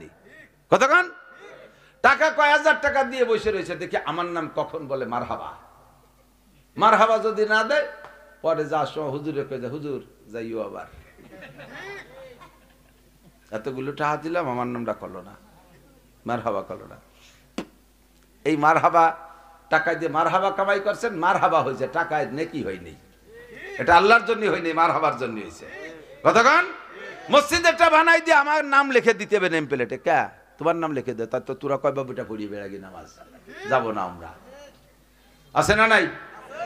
একটা কিছু করলি সে জায়গার নাম লাগবে, সে জায়গার নামই লাগবে। এরপরে আর এক দল আসতেছ, সে নাম বলে কবর মারে, সেই সময় কি এর মানে? কতক্ষণ নাম টানাতে যাও না। খেসরা রঞ্জুরে সাজো জারে জার তাতুরা বিরুকুনা দাজ ইশতেহার। নিজেরে নিজে দিক দেখেন, আমি এই জায়গায় আসবো বুঝলে, যদি আমি একটা বড় ব্যানার টানাই, ব্যানারের নাম লেখে এই আমার নাম সুন্দর করে আল্লামাতুদ দাহার, কুমকুমাতুন নাহার, কালা গাছের থোড়, হাওড়ার ব্রিজ, তাল গাছের গুড়া, বাঁশঝাড়ের মুড়া, আন্তর্জাতিক ক্ষতি সম্পন্ন মুফাসসিরে কোদাল হযরতুল আল্লাহ আল্লামা নাসির আহমদ, এ যদি আমি লেখি মানসিক গবর মারবে না? এ কোন দাতাই লিয়া খুঁজু রয়েছে কি নিজের নামে এরকম ফুটে। আর আমার নাম সদস্য হুজুর রহমতুল্লাহ আলাইহি। দেখেন বাংলা ভেস্টিজর নিচে যত জায়গা হুজুরের নাম লেখা আছে, নাচিজ শামসুল হক। নাচিজ শামসুল, নাচিজ মানে কিছু না। নাচিজ মানে কি? আমি শামসুল হক কিছু না, উনি কয় কিছু না, আর আমরা মাথায় করে নাচি। আর যে নিজেরা নিজে কিছু মনে করে তারে সবাই পদদলিত করে। কতক্ষণ যে নিজেকে নিজে অনেক, আমি ওটা করেছি, ওটা করেছি, সেটা করেছি, আবার দেখেন কি করে ছেড়ে দেয়। আগামীবার সুযোগ দেন, রাস্তাঘাটে খাল বানাই দেবো, 12 মাস কাল নৌকো ভেয়ে বেড়াবেন, আসমান ভেঙে জমিনে নামাবো, লাঠির মধ্যে মুগুর ভরি ছেড়ে দেবো। বেশি ভালো ভালি হলি মানসি পাড়াতিও গিন্ন। আরে যাহা করবো কার জন্য? আমা উমিরু ইল্লা লিয়াবুদুল্লাহ মুখলিসিনা লাহু। সুযোগ পাইলে দোস্ত, যুবক, আবাল, বৃদ্ধ, বনিতা, মুরব্বী, মুখলিস, নারী আর পুরুষ সকলকে বলবো, সুযোগ পাইলে হাত ছাড়া করবেন না। ইবাদতের সুযোগ পাইলে, ইবাদতের সুযোগ পাইলে হাত ছাড়া করবেন না। যখন যেমন তৌফিক হয় তখন সেরকম কাজ করব। নামাজের ইবাদতের গুলো যেগুলো আছে, ইবাদতে বদনের গুলো করবো। শারীরিক ইবাদত, নামাজ পড়া শারীরিক ইবাদত, তিলাওয়াত করা শারীরিক ইবাদত, জিকির করা শারীরিক ইবাদত, রোজা রাখা শারীরিক ইবাদত, কিছু ইবাদত মালি ইবাদত, যাকাত দেওয়া মালি ইবাদত, কুরবানি করা মালের ইবাদত, হজ করা মালের ইবাদত। কতক্ষণ মসজিদ মাদ্রাসা দান করা মালের ইবাদত। কে দিল না দিল ওটা দেখা দরকার। আমি যতটা দিয়ে পারি, আমি এখানে চ্যালেঞ্জ করে বলতে পারি, কেউ কি জীবনে যারা ইনকাম করতেছেন আর কি ইনকাম যারা করে, যেদিন থেকে ইনকাম শুরু করছেন সেই দিন থেকে আজকে পর্যন্ত কত টাকা ইনকাম করছেন অডিট করলে একজন মানুষের জব দিতে পারবেন? পারবেন বলেন? চ্যালেঞ্জ, একজনও পারবেন না। আর এটাও যেমন পারবেন না, আরেকটাও আপনি বলবেন যে না সম্ভব না, সেটা হলো সারা জীবনে যে কামাই করছেন সব টাকা কি আছে বাড়ি? যদি কেউ কেন যে আমার টাকা আছে, তাহলে বুঝবো যে আপনি আন্তর্জাতিক খ্যাতি সম্পন্ন কিরপিন। কারণ টাকা কামাইয়ের যদি তা খাইয়ে যায় তা কি হলেন কি আপনি খরচ করেন নাই? কামাই যা করছি তারও হিসাব নাই, যা করছি তা বাড়িও নাই। এবং এটাও শতভাগ সত্য, সামনে যা কামাই করব তাও জানি না কয় টাকা, এবং যা কামাই করব তাও সব সাথে নিয়ে যেতে পারবো না, সবই দুনিয়া থেকে যাবে, ঠিক না? আল্লাহ ফাঁকে একটু আকরিদুল্লাহ করদান হাসানা, আমার একটা মাদ্রাসা আছে, তুই আমার কয়টা টাকা দে। আল্লাহ চায় আকরিদুল্লাহ করদান হাসানা। শোনেন, হুজুরের কাছে তর্জমা ভুল কইছি নাকি? ও আকরিদুল্লাহ করদান হাসানা, আমারে কয়টা টাকা কর্জ দাও। ওমা তুকাদ্দিমু লিআনফুসিকুম, আল্লাহ তোমারে দিলি ফেরত দিবা কবে, নাকি আবার তুমি খেয়ে ফেলবা? আল্লাহ কয় ওমা তুকাদ্দিমু লিআনফুসিকুম মিন খায়রিন তাজিদু ইনদাল্লাহ। আমি তোগো মতো ওইরকম না যে দিলি আর ফেরত দেবো না, তা না, আমি 1000 গুণ বাড়াইয়া জাগা মতো সময় মতো তোমারে দিয়ে দেবো। ওমা তুকাদ্দিমু লিআনফুসিকুম মিন খায়রিন তাজিদু ইনদাল্লাহ, আমারে দে, পাবি আমি আল্লাহর কাছে। বিশ্বাস হয়?